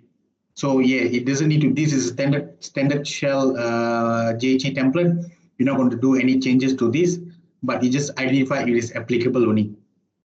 At the point of time, I think you may not work with present asbestos, or you may work with it. So I do not know. You should check with your asset management company FMC to understand there's any presence of asbestos in the sites that we're working on, so that we will do the necessary remedial actions for recovery and removal.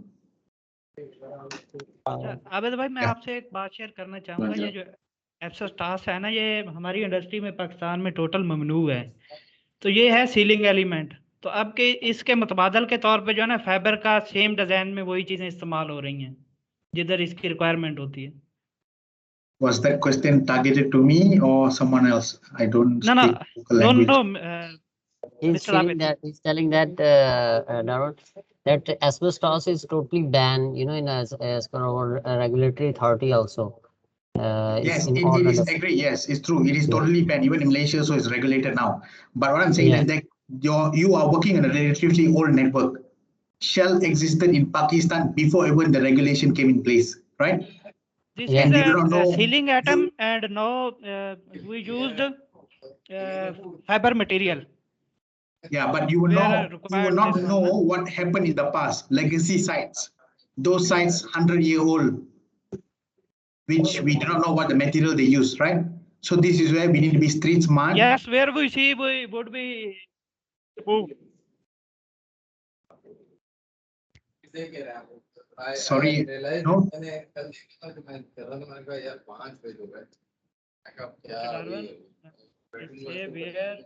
Yeah, okay, Darwin, we got it. On old side, we will remove. Can someone conclude the discussion, please? Yeah, we got it, Darwin. That's it's totally agreed. So we discussed with our Shell here local management that we should remove that because it is in our ban in our regulatory requirement. So how can we add in permit? So it is regulated as well. So we talk with them. Yeah. Okay. All right. Let's take it up separately with the FMC counterpart. All right. Moving on, Gauss, over to you.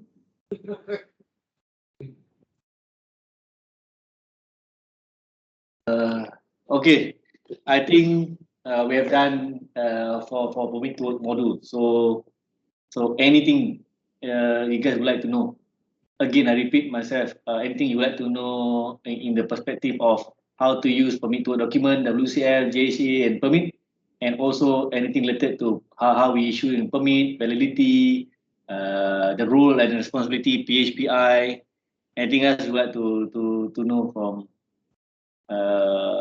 better, anything. We open question for 5 minutes more, or we need to shorten it up around 3 minutes more. Anything, guys?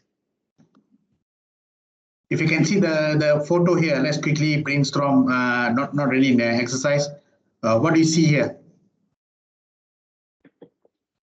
Vessel. There is LSR violations. LSR violation. Good. Working hard without fault protection. Yes. What is other observation? No proper barricade. Excellent. Barricade, exclusion zone. Yeah. Yes. The next. Banksman bill. Yes, bill. Banksman to manage the traffic. Yes. All right. Anyone else? Can I hear other voices, please? I think this is not a crane. This excavator.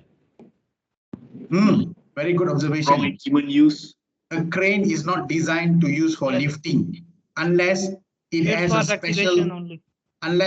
a special hook and it is rated by the manufacturer with a safe working load. But most of the crane is not.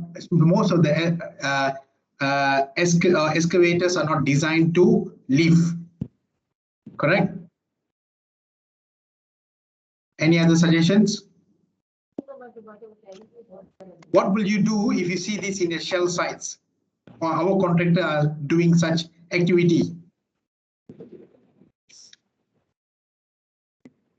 Directly expel from the site. And Why would we issue a permit when we have checked the crane if it is of this quality? So there has been multiple flaws here in terms of inspections, in terms of permit to work flaws, in terms of putting in all the necessary controls. JHAs never identify all the risk or controls required, and so on. Yeah, don't see this as a surprise. This may happen to you in any of your sites. Hence why we're having a detailed discussion on permit to work. Yeah, and you know what to do and how to act if at all you've come across such condition, unsafe act, or people carrying out any activities which likely cause imminent threat to surrounding or to general public, as we discussed. Thank you. Over to Gauss. All right. If nothing much, I think let's have a break for 4 minutes. Okay, we come back at what time's your now in Pakistan? 11, right? 11. Yes. Can we come back at 11:15? Have a 4 minutes break. Gauss, what is the next modules that we're going to touch through? Okay, next module will be working at height and followed by isolation. If we manage to complete these two exercises, we continue with the excavation and confined space. Okay, excellent. So our presenters will be led by Vino and Hafiz, right? Yep, you're right. Okay, you'll have seen new faces after this now. Yes, you might be boring to see our face here. I'll take a quick break to catch up my other works in KL, and I'll join you back a bit later in the evening. Yep. Yep, same goes to me as well. Cheers. Bye. All right. Bye. 3 minutes break. Yeah. Okay.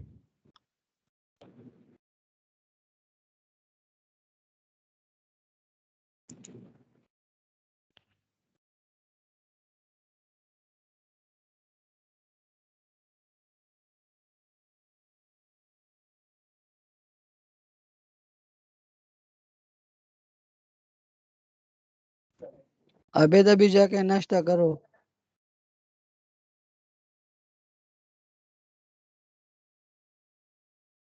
हाँ भाई, पता वाला